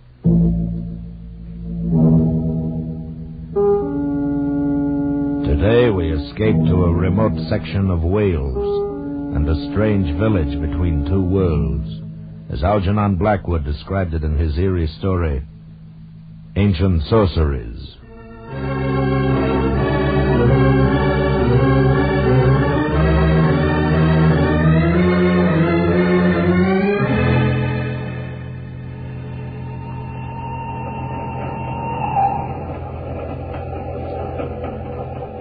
I had spent a week's vacation in Wales and was returning to London by train when it all began. It was late afternoon. We'd left the Welsh mountains and crossed the border into western England, passing through a countryside which appeared singularly empty, deserted of life. Over the soft hills and the valleys between hung a faintly perceptible haze, giving to the whole landscape a feeling of enchantment and unreality. The train slowed at length to stop at a tiny wayside station. As it did so, a sudden thought occurred to me. Why not leave the crowded train with its irritating noises and spend the night in this peaceful spot, then take a slower and emptier train in the morning? On the impulse, I rose from my seat, and the man sitting opposite me said, Why, say, sir, we only stopped here for a minute or two. If you were thinking of walking about a bit. No, matter of fact, I'm getting off here. I thought you were going to London. I'll go on in the morning. I'm going to stay here for the night. I strongly advise you not to. I beg your pardon? This is the village of Malton. Malton? I've never heard of it. Few people have, outside. But if you place any value on your soul, you'll not spend the night here. What are you talking about? Why not? Because of the sleep. And because of the cats. That's all I can tell you. You're insane. I'll take my bag now, if you don't mind. You're making a terrible mistake. You may not even get the chance to regret it. Don't leave this train. I know what I'm talking about. Oh, what utter nonsense. Don't, I tell you. Goodbye.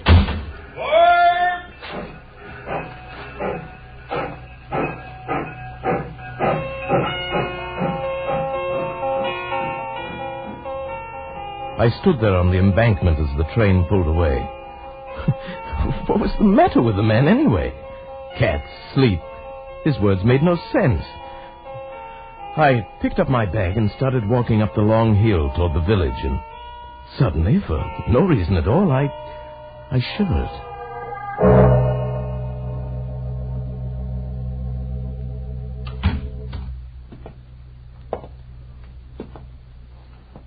Hello? Hello, is anyone here? Yes? Oh, I didn't see you at first. Is there something I can do for you, sir? Why, yes, I saw your sign outside the Inn of the Golden Bough. I should like to get a room. You're planning to stay here? Why, yes. Very well. You may sign the register. Yeah. Thank you. I'm going to catch another train and go on in the morning. Yes, of course. There we are. Arthur Llewellyn. Llewellyn? Yes, from London. Arthur Llewellyn. You've been a long time coming back. What? But now that you're here, you'll find there are some things that never change. Madam, I'm afraid I don't know what you're talking about. You rang, madam? Don't worry. The gentleman would like a room for the night. His name is Arthur Llewellyn. Aye, so it is. Welcome back to Malton, sir. I knew I'd never been here before. What was it all about? First the men on the train, and now these people. Were they crazy, or was I? Oh, well, I left the inn and walked along narrow cobbled streets, beneath quaint gables leaning out from the silent, shuttered houses, through dappled pools of light and shadow. As I walked, it gradually dawned upon me that the village of Malton was centuries old, older than any town in England ought to be. And the people I passed now and then were dressed in the fashion of another day. They paid no attention to me, went silently about their own business. Yes, that was it. That's what I'd been noticing. Silently. As I walked, I noticed they came and went with only soft padding sounds to mark their passing, as though they walked in shoes with soles of velvet. When I stopped, there was no sound. The silence was unbroken. I hurried through the streets and came at last to the far side of the village, to a place where the hill broke away sharply from a low, flat wall of stone, perhaps a rampart once. I sat down upon it, and the dreamy tranquility of the place stole over me. Presently, I don't know how much later, I became aware of the sound of weird music rising out of the vale below me. I looked down from the rampart. The sunken plain at the bottom melted away into a sea of gathering shadow, blurred into a swirl of thickening mist.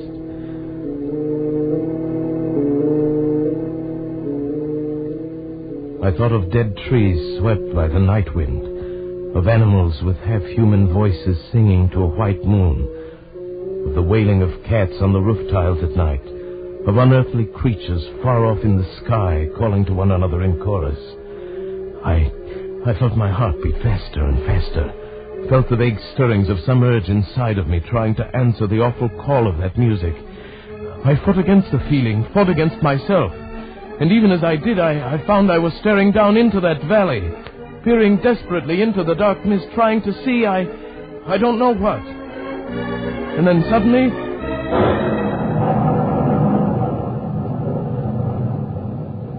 the music ended.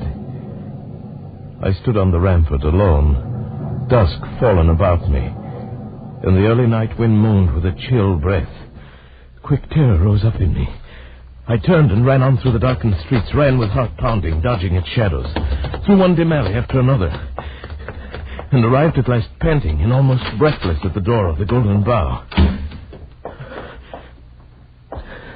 You've been a long time returning, Mr. Llewellyn. It's past 7. Yes, I guess I walked farther than I meant to. I didn't realize it was so late.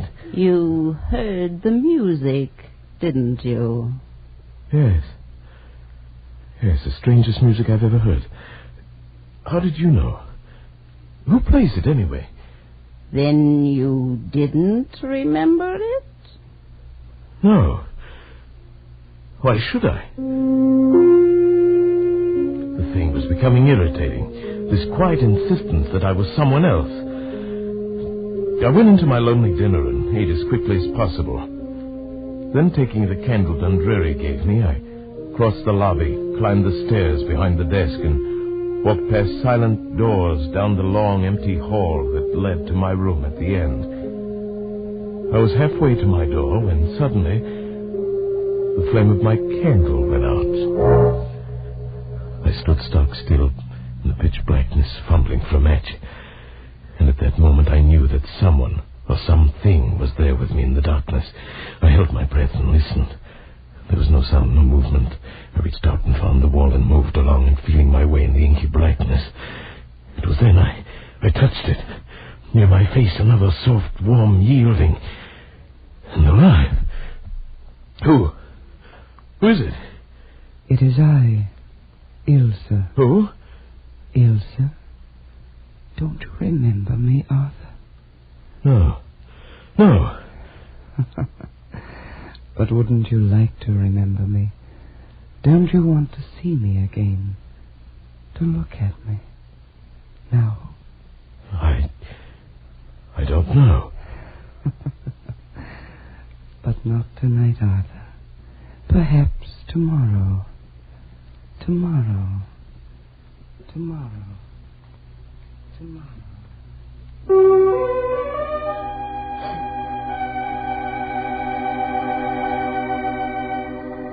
I stumbled blindly through the door of my room and shut it behind me. I lit the candle and flung myself across the bed. The room was small, with one shuttered window, and the light of the flame flickered on the walls and ceiling. I stared at the hand that had touched her out there in the dark hall. I lifted it to my face and smelled the barbaric scent that still clung to my fingers. It was evil and maddening. The candle sputtered and burned, and the melted minutes dripped away. Who was I? Who were these people? Who was Ilsa? I fell asleep finally, and dreamed of soft moving creatures and the silence of life in a dim, muffled world devoid of all feeling but ecstasy. And I dreamed, too, of cats.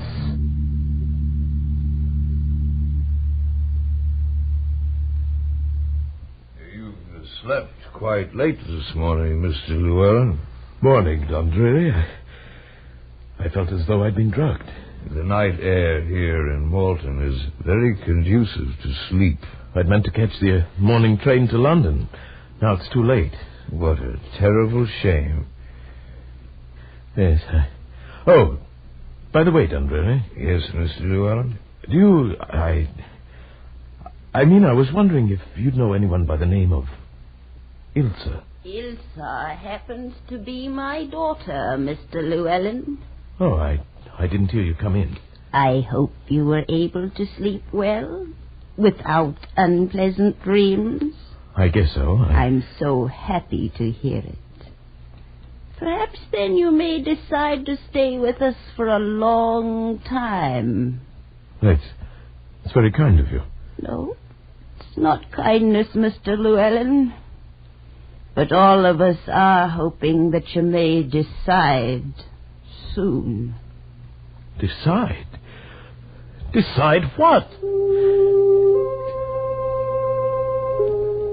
It was no use. None of them would answer my questions. They seemed to think I should know already. I left the inn as soon as I'd eaten, walked around the streets of the village. I began to notice I was never completely alone. If I turned down an empty street, someone always stepped from a doorway or entered from the opposite end. Wherever I went, within 5 minutes, a dozen people were strolling near me.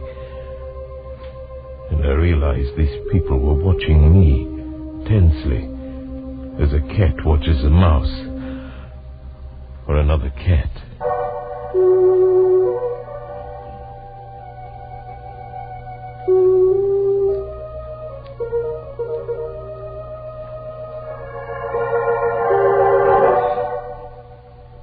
Quite fortunate you came back early, Mr. Llewellyn. Your dinner this evening is a rather special one. Special?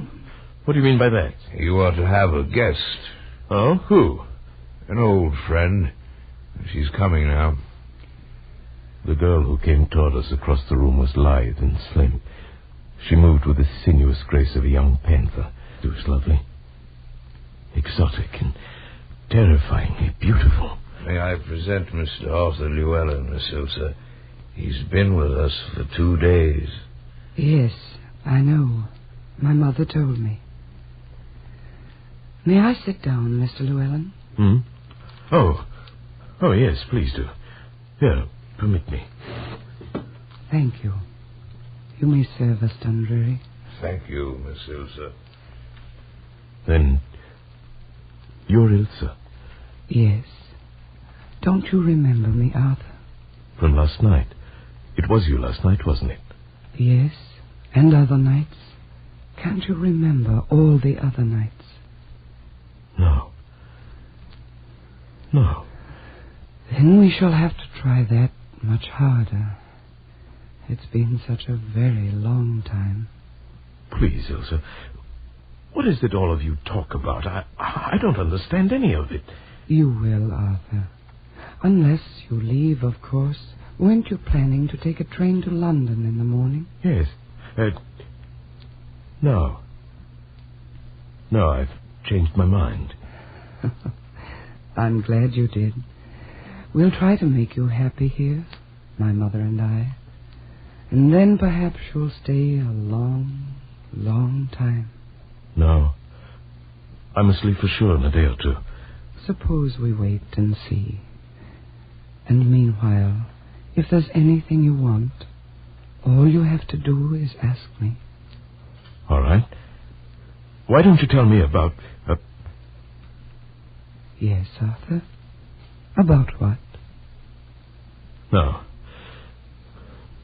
I don't want to know. I don't want you to tell me.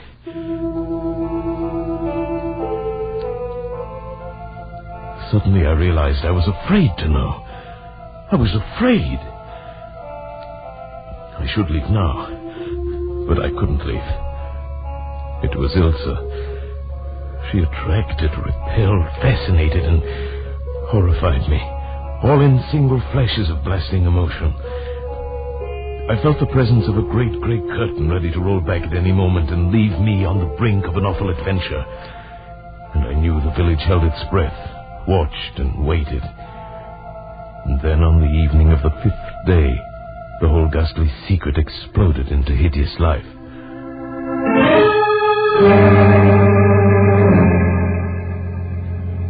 After dinner, Ilsa had asked me to walk with her. It was the first time I'd been outside the inn after dark. We walked through the village in the moonlight, saying very little, and came finally to the stone rampart above the sunken plain. We were quite alone. Look, Arthur. It's a full moon tonight. Do you know what that means? Yes. It means I can see more clearly how beautiful you are. Do you really believe that?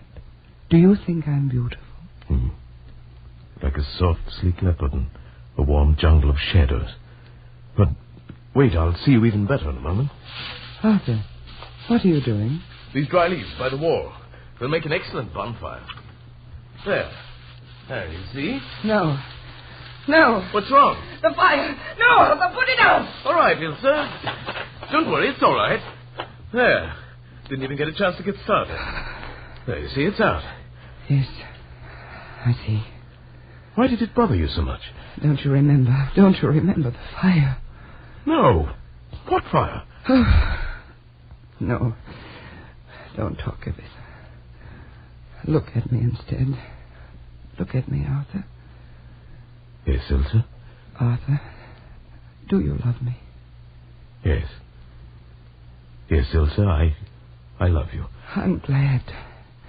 That means you'll come back to us then. I don't know what you mean, Ilsa. You can know everything tonight, if you want to. Yes, I do. I do, Ilsa. You must know a part of it already, down inside. You must remember some of it, don't you? Yes. It's like something buried for centuries, deep inside of me. Now it's beginning to come alive. Let it come alive. Don't fight against it. You belonged to us once, long ago, and you still belong. Yes. I seem to know that. That's why you came back. You heard me calling. You heard them calling. And you came seeking the old life again. Yes, but Ilsa, I'm afraid. Are you afraid of me? Look at me. Ilsa. Will you live the old life again? With me tonight? Yes. Yes.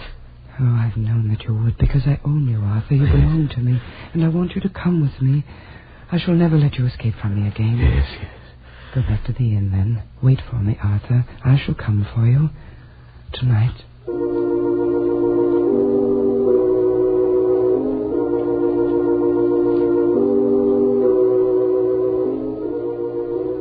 Back at the inn, I paced the floor of my room, the tense, uncontrollable excitement driving me along in a nervous frenzy. The dry crypt of the memory had broken open, and all the things I'd hidden away for centuries poured into my consciousness.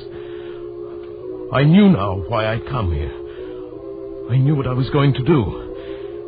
And I knew that I was lost.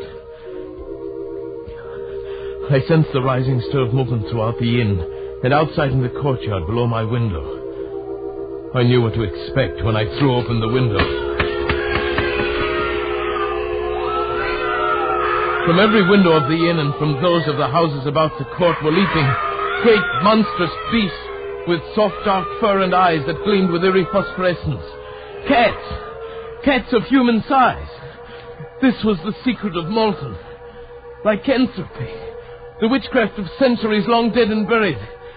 The half-human cries floated up to me, and the moon cast their dark shadows on the ground as they padded across the courtyard and vanished through the narrow streets of the village, heading for a hideous rendezvous. This is what I'd been. This is what I wanted to be now. I scarcely heard the door of the room open behind me. Are you ready, my love? Shall we join them? Yes.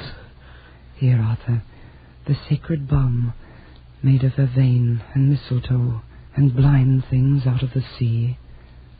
Remember? Yes. Yes, I remember. Take it. Use it. We'll change now. Transform. Leap from the window and join them. Lead us again, Arthur. Yes. But not here, Ilsa. Not yet.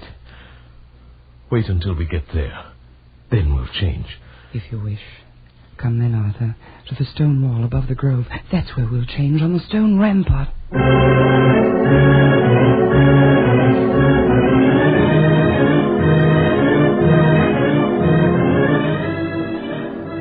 In the grove on the sunken plain beneath the wall, insane shadows writhed in the moonlight and postured in the luminous mist. 1,000 of the devil's own were dancing in an unearthly music born from the harmony of the black sacrifice, crying out in delirious abandon, calling to the thing that now lived inside of me and struggled screaming in my skull, trying to answer them back. I fought against them, fought against Ilsa, pleading and clinging with her soft arms about my neck. Now, Arthur, come with me now if you love me. I love you, but I can't do it. I can't do it, not again, Ilsa. Yes, my love, only an instant to change, and then we'll live forever. Is it living without a soul? Does it matter when I'm here? Oh. No, once before I escaped. But I could never escape again. This time there'd be no turning back. Am I not worth it? Look at me, my love. I clung to the very edge of sanity, thought that I'd not be lost and damned forever. And at that very moment I knew what I could do. Wait.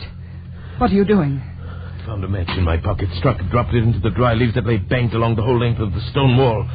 No, Arthur, don't. I can't come to you through the fire. You're driving me away. Yes, go into the valley, Ilsa. Goodbye, Ilsa. Goodbye. You fool. You fool.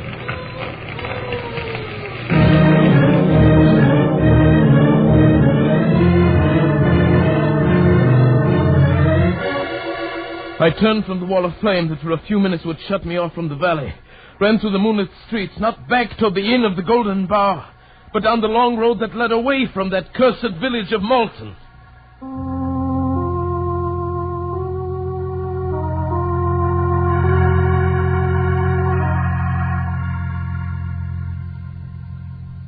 Well, Mr. Llewellyn, I find this one of the most interesting cases of hallucination I've encountered since I began the practice of psychiatry. I tell you what really happened, Doctor. And having investigated your story a bit during the past week, I'm in a position now to answer most of the questions that have been worrying you since you came back to London.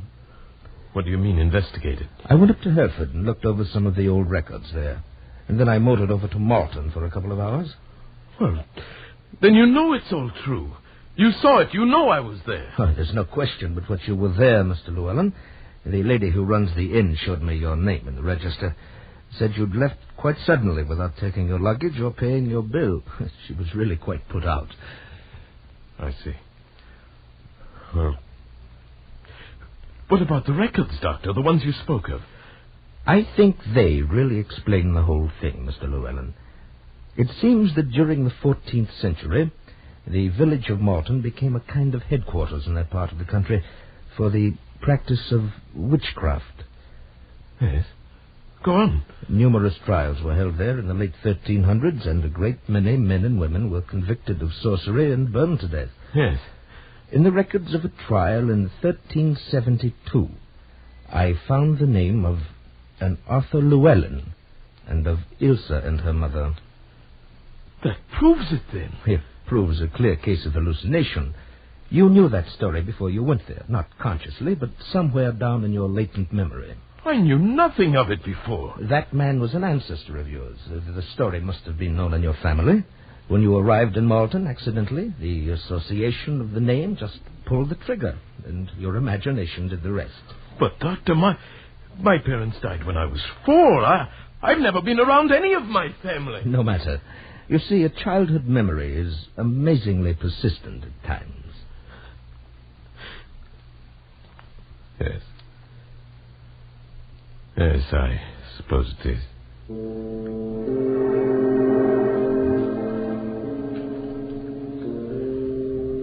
I knew then what I had to do. The only thing I could do. There'd be no use in talking further with the doctor. He'd find some phrase of science to cover everything. He'd even try to explain away the mark I still carried across my shoulder, where Ilsa had thrown her arm about me in those last mad minutes on the rampart. A mark that was covered with a soft gray fur, like the fur of a cat.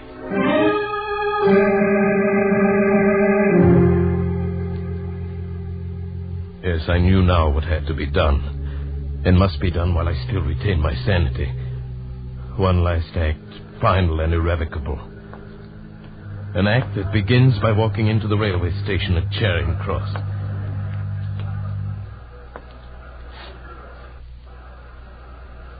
Good evening, sir. May I help you? Yes. I'd like a ticket to Malton. Malton? I don't believe I have. It's a village on the Swansea line near the border of Wales. Oh, yes.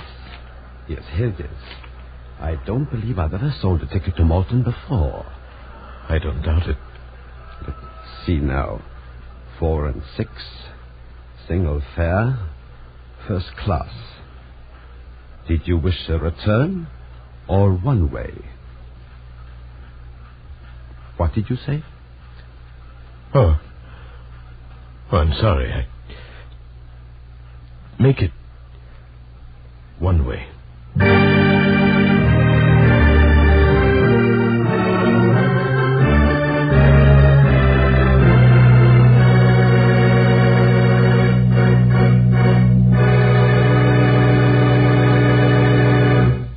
Escape.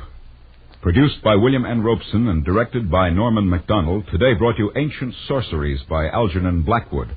Adapted for radio by Les Crutchfield, with Paul Frees as Arthur Llewellyn, Kay Brinker as Ilsa, Anne Morrison as Madam, and William Conrad as the Doctor.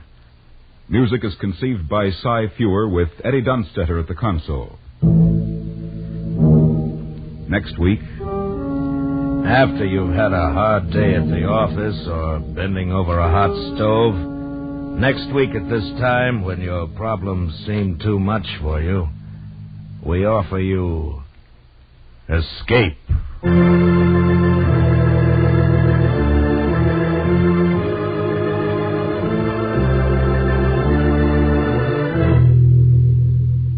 Next week, we bring you another exciting story of high adventure. Goodbye, then, until this same time next week, when once again we offer you Escape.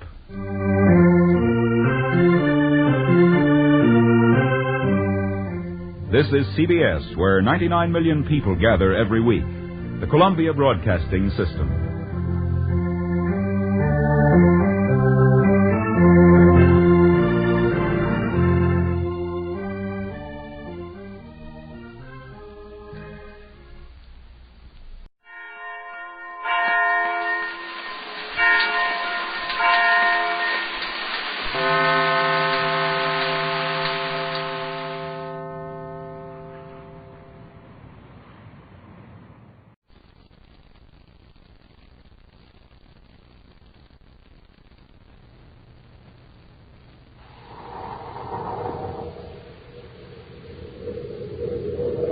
Instant Ralston and regular Ralston, the hot whole wheat cereals in the red and white checkerboard packages, present Space Patrol!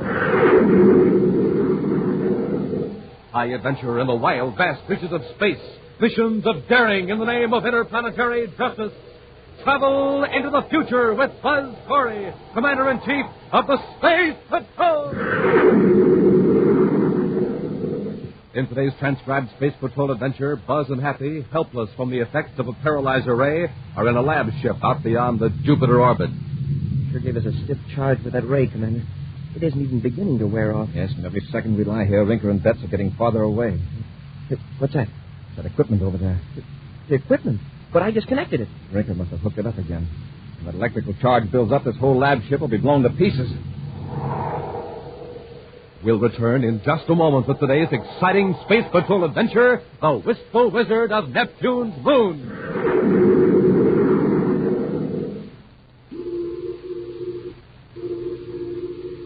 Attention, Space Patrol, prepare for invasion! Prepare for invasion!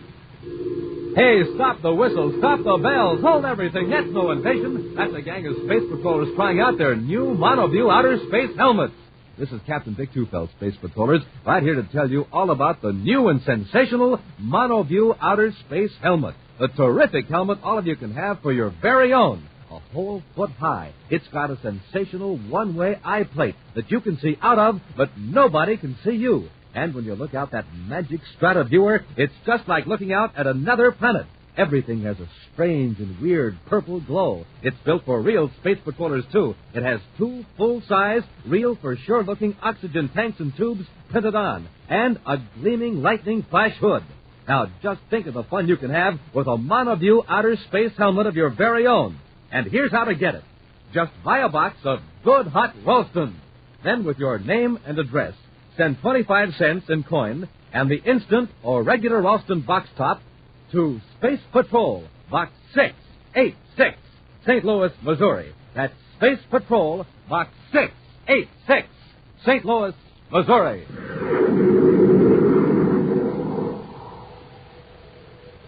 And now, today's Space Patrol adventure, The Wistful Wizard of Neptune's Moon. Commander Corey and Cadet Happy are making a brief tour of inspection of the spaceship emergency repair base on Neptune's second moon. In the routine life of the maintenance crew on this remote base, even an official inspection is regarded as a welcome relief from monotony. Right now, in the small recreation hall, the crew is putting on an informal home talent show in honor of Buzz and Happy. The 2 Space Patrollers are watching with amazement as an amateur magician completes a baffling trick. Hey, this guy is great. What's his name, sir? He was introduced as Wistful Wilbur, the Wizard of Neptune's Moon. He acts as though he didn't know what he was doing, but he's terrific. For my final trick, gentlemen, I'll need a volunteer from the audience. Will one of you men kindly come out here? Anybody. It won't matter because I've never tried this trick before in public. Cadet, would you mind? Me? Go ahead, Happy. Oh, okay, sir. Right out here, Cadet. What do you want me to do? Oh, just slide down on the bench. Sure, okay. And now, gentlemen, when I say the magic word, why, the cadet here will rise up in the air and stand there till I tell him to come down. Now, watch closely. Arcturus Kazan, rise! What's happening? Hey, let me know. You see, the cadet floats in midair. Thank you. Cadet, you may descend. Smoking rockets, what a sensation. Well, gentlemen, I got to get back to the work at the shop, so that concludes my part of the performance.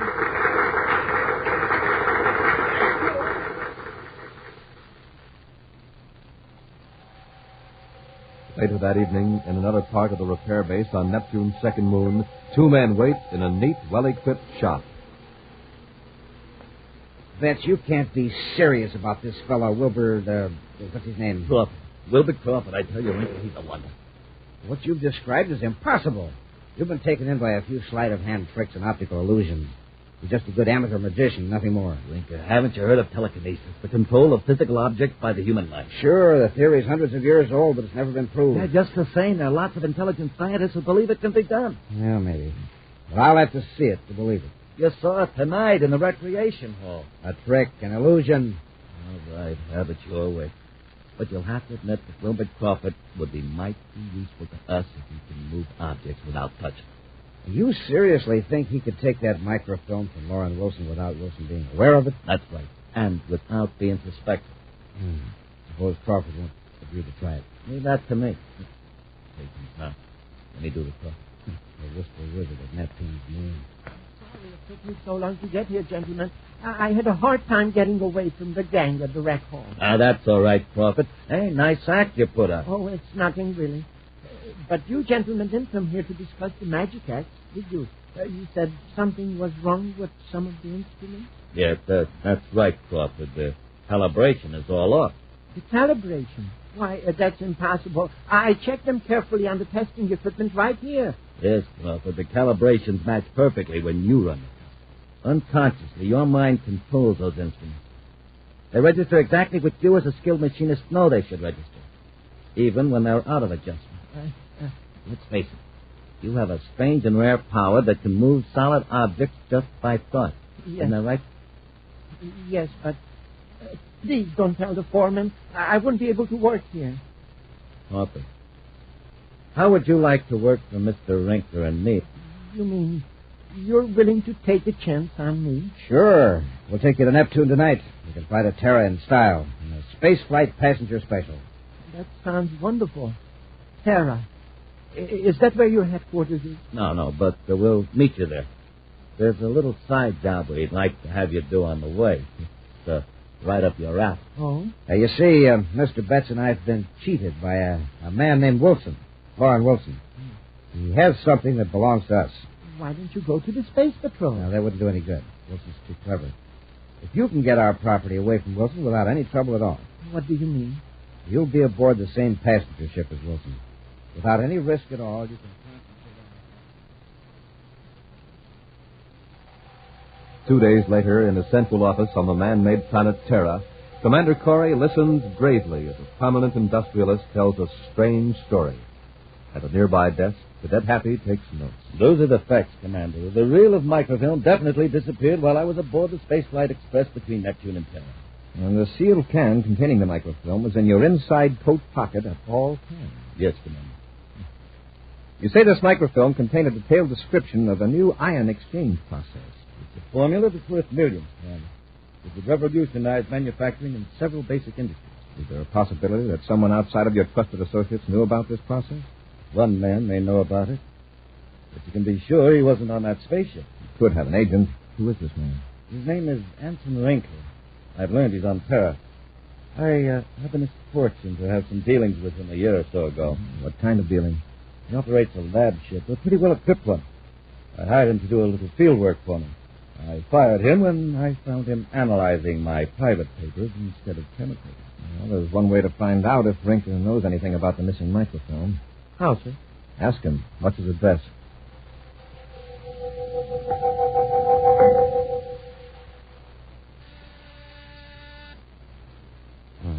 Bet you expecting anyone? No. Maybe it's a client. Maybe you Crawford better step into the next room. Sure, Mr. Rinker. Leave the door ajar, Betts. This turns into a business deal. I'd like to have a witness. All right, sure, Rinker. I get it. Oh. Yes, gentlemen? I'm looking for Anson Rinker. That's me. Something wrong? I'd like to ask you a few questions. I'm Commander Corey. Yes, Commander. Come in. Thanks. Come on, Happy. Yes, sir. Rinker, do you know Lauren Wilson? The manufacturer? Yes. Nothing happened to him, I hope. He was robbed. Oh? Surely you don't think that... If you know nothing about the robbery, then you wouldn't object to taking a brainograph test. A brainograph test? Now, see here, I Commander. guarantee that we'll ask you only one question. I'll tell you what it is right now. Do you have any knowledge of the theft of a roll of microfilm belonging to Lauren Wilson? Now, will you come down to headquarters and submit to that one question on the brainograph? Well, this comes as somewhat of a shock as being suspected of such a crime. I'd like Hear a that, moment Crawford? to think We've got to get Mr. Rinker out of this. But if that microfilm is really Mr. Rinker's and not Mr. Wilson's, the brainograph will prove it. Don't you see? Wilson and Corey are in a conspiracy. Wilson will use his money and influence to show that he's just the victim instead of the real thief. And you'll be arrested along with poor Mr. Rinker. But I didn't do anything wrong. I was only helping Mr. Rinker get his own property back.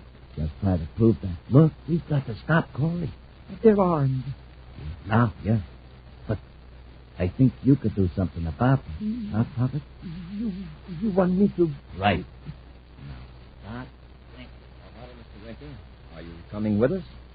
I'll ask my partner. Betts, should I go along? I don't think it'll be necessary, Mr. Rinker. Thank you, Betts.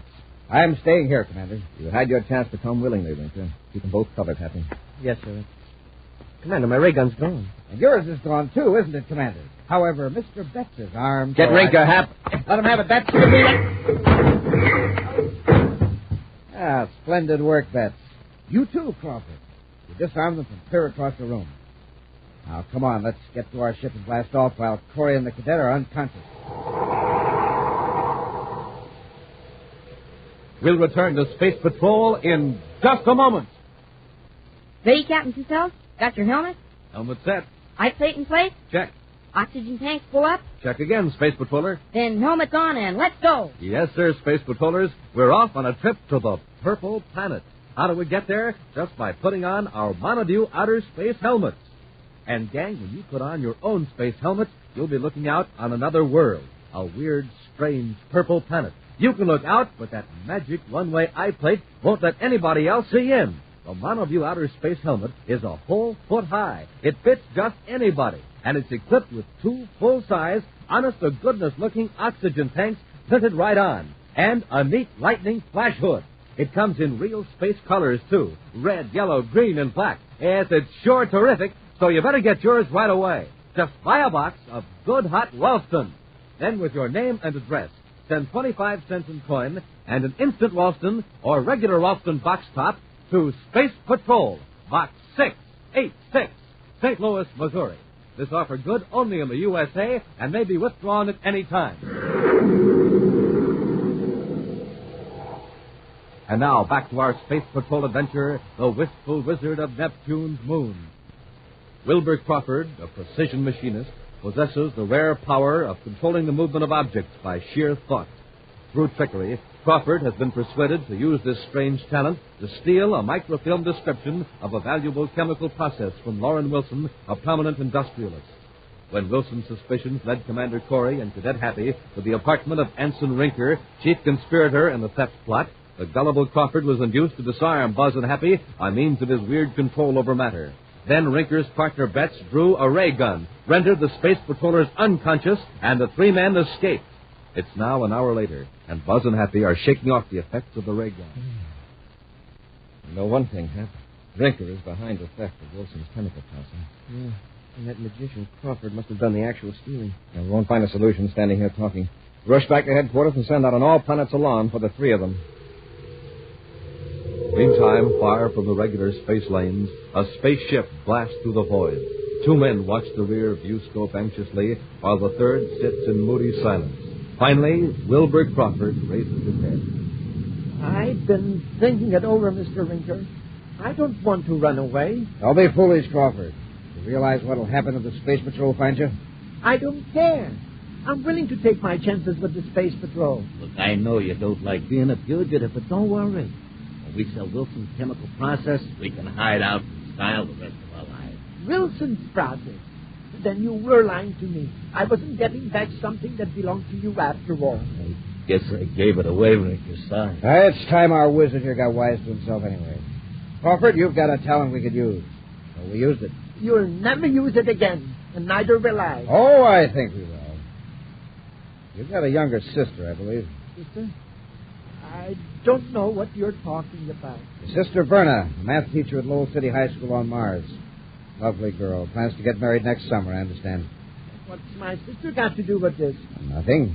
Except that I'm going to contact one of my men on Mars and suggest that he look after Verna. You leave her alone, do you hear? Just behave yourself and cooperate with Mr. Betts and me, and nothing will happen to your sister. What do you say, Crawford?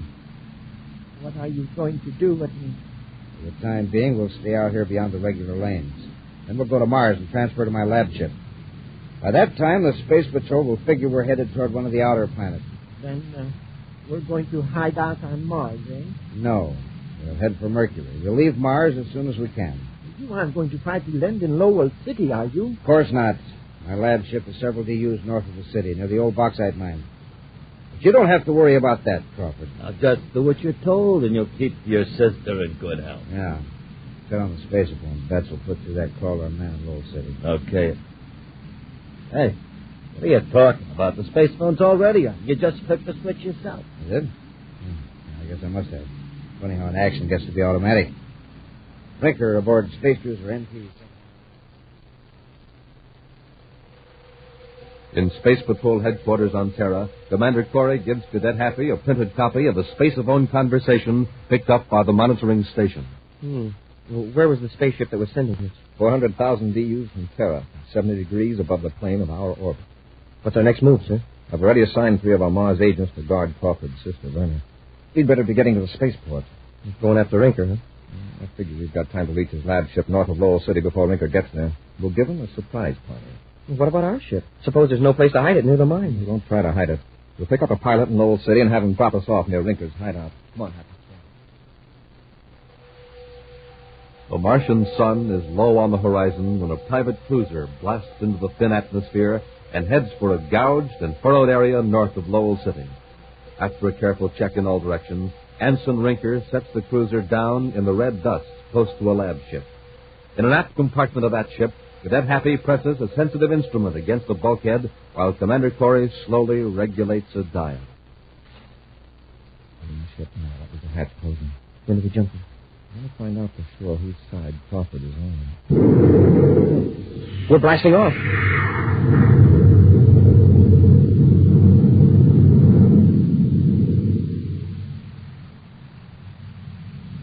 Just make yourself comfortable here in this compartment, Corbett. Wait if you like. A long way to Mercury, the Vector witness. Why can't I go up to the control compartment? Because Mr. Rinker thinks you'll be better off back here where you can't see the instrument. Something wrong, Rinker? Plenty. Then let's get back to the control. Well, the ship's okay. It's on automatic. But the Space Patrol's onto us. Huh? I just got a spaceophone message from a man who was to pick up Crawford's sister. That's the Space Patrol is guarding her. Our man was almost captured. I don't get it. How'd they find out where we were going to? Unless Wonder Boy here. Sure, he turned our spaceophone transmitter on when we were in the other ship. I might have known it. Crawford, I ought to You better not bet. The Space Patrol knows everything now. You don't have a chance. I'm not giving up that easy. They don't know everything. They'd be looking for the lab ship. Now, what if... Hold it. Huh? Don't let Crawford know what we're going to do. With that remote control mind of his, there's no telling what he can do. Yeah, you're right. Well, I'll just fix that. There, he can't do anything when he's unconscious. Now, here's what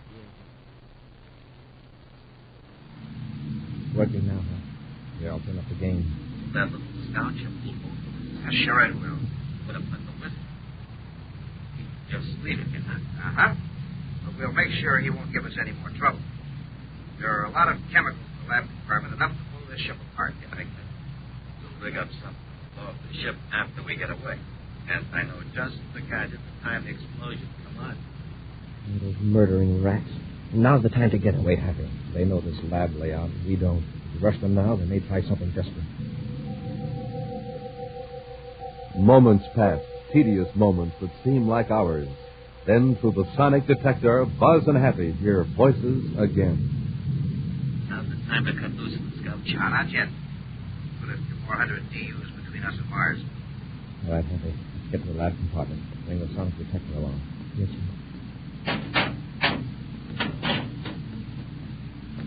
In here, Happy. Shut the door. Is this what they're going to blow their ship up with? What they plan to use. This device here builds up an electrical charge very gradually, at a steady rate.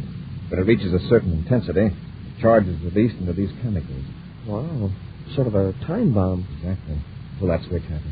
Yes, sir.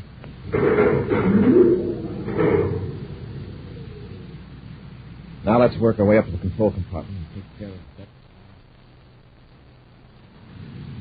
Look, isn't it about time, Rinker? Yeah, we might as well get going. I'll go back to the lab and boost the current a little.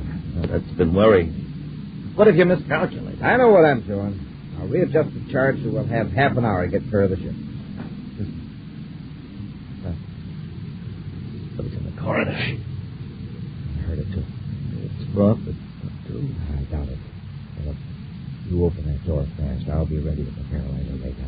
Okay. Ready? Now! Commander, they've seen us. You're too late, Corey. Nice going, Rinker. Yeah, it was close. Well, Crawford's going to have company during his last moments anyway. Yeah. The commander-in-chief, no less, and his cadet. Moments later, Rinker and Betts, far out in space, are in their tiny scout ship. And in the doomed lab ship, Buzz and Happy are regaining the use of their vocal cords, even though the paralyzer ray still numbs the rest of their body. At least we got off better than Crawford did. They must have slugged him. Look at his head. He's out cold. We ought to be able to move in a few minutes, Pat. Then we'll get to the controls. What's that? The equipment over there. The equipment? But I disconnected it. They hooked it up again. That electrical charge builds up, this whole ship will be blown to pieces. Smoking rockets by the looks of those sparks. Well, it won't be long now. Commander, Crawford's coming too. Crawford. Crawford. Yes. What happened? Crawford, do you hear that? It's a time bomb Rinker set. And if you don't get up and pull that switch, we'll be blown up. I can't move. Oh, sure. They gave you a blast with a paralyzer ray, too. Crawford, there isn't much time left for any of it. I know. And I want to get it all off of my chest. I stole that microfilm from Wilson, but I didn't think it was rightfully his. That's the truth, honest. I believe you. How did you do it? Rinker and Betts called it telekinesis. The power of the mind to control matter. Crawford, try it now. Try it on that switch. Switch? What switch? That big one at the bottom of the control panel.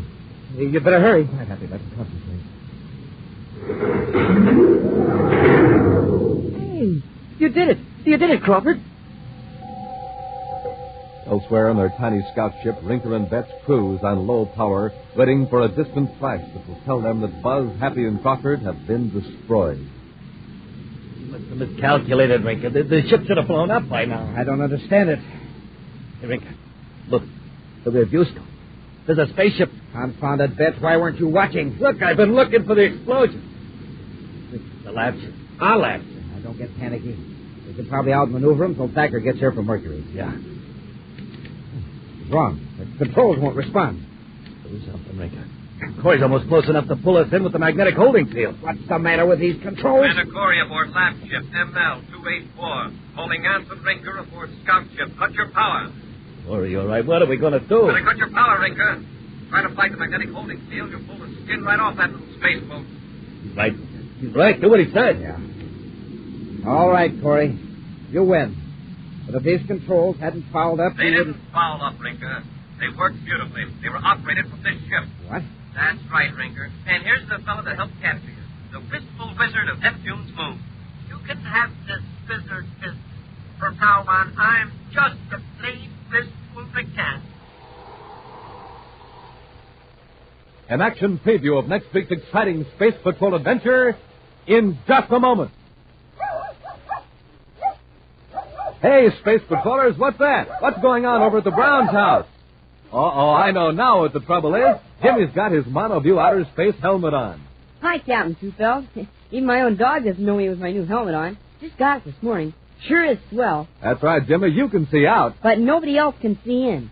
Fooled 3 of my pals already today. Yes, that two-way mirror Strataviewer will do it every time. Feel like a real spaceman, too, with oxygen tanks, breathing tubes, and lightning flash hood printed right on. Yes, and you look like one, too. Now, how about you, Space Patrollers? I bet you'd all like to have one, wouldn't you? Well, all it cost you is 25 cents. That's right, only 25 cents, and the top from a box of instant Ralston or regular Ralston. Yes, sir, gang, just a quarter and a box top for the sensational, terrific, full-size monoview outer space helmet. So buy a package of good, hot Ralston today. And then with your name and address, send 25 cents in coin and the instant or regular Ralston box top to Space Patrol, Box 686, St. Louis, Missouri. That's Space Patrol, Box 686, 1780, St. Louis, Missouri. Attention, all space patrollers. All space patrollers. Attention. This is your commander with big news that you've been waiting for. News about the Name the Planet contest. Next week, you'll hear the name of the grand prize winner in the Name the Planet contest. Yes, in just 7 days, you'll know the name of the space patroller who wins my rocket ship and $1,500 cash. And who knows, it may be you. So stand by and be sure you're listening to Space Patrol next week for the name of the grand prize winner in the great Name the Planet contest. And now, a preview of next week's exciting Space Patrol adventure. Commander Corie, at the controls of the Terra 5, pilots the ship close to a strange, disc-shaped object floating above the planet Venus. Cadet Happy is on the disc in a spacesuit, reporting to the commander by spaceophone. Can you make anything out of those controls and instruments, Happy? Well, no, sir. They're nothing like you'd find in a spaceship or artificial satellite, and besides, they're not even connected. The disc seems to be defying gravity.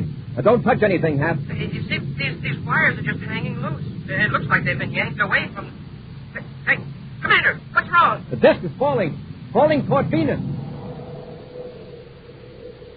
Be sure to join us next week for the thrilling story in The Claw of Venus, when Instant Ralston and Regular Ralston again present Space Patrol! Space Patrol, created by Mike Moser, starring Ed Kemmer as Commander Corie and then Osborne as Cadet Happy, was written by Lou Houston, produced and directed by Larry Robertson, executive producer Mike Devery. Other players were Bela Kovacs, Norman Jolly, Ken Mayer, and Stephen Robertson. Dick Tufeld speaking. Now, don't forget to tune in next Saturday and every Saturday when Instant Ralston and Regular Ralston again present Space Patrol!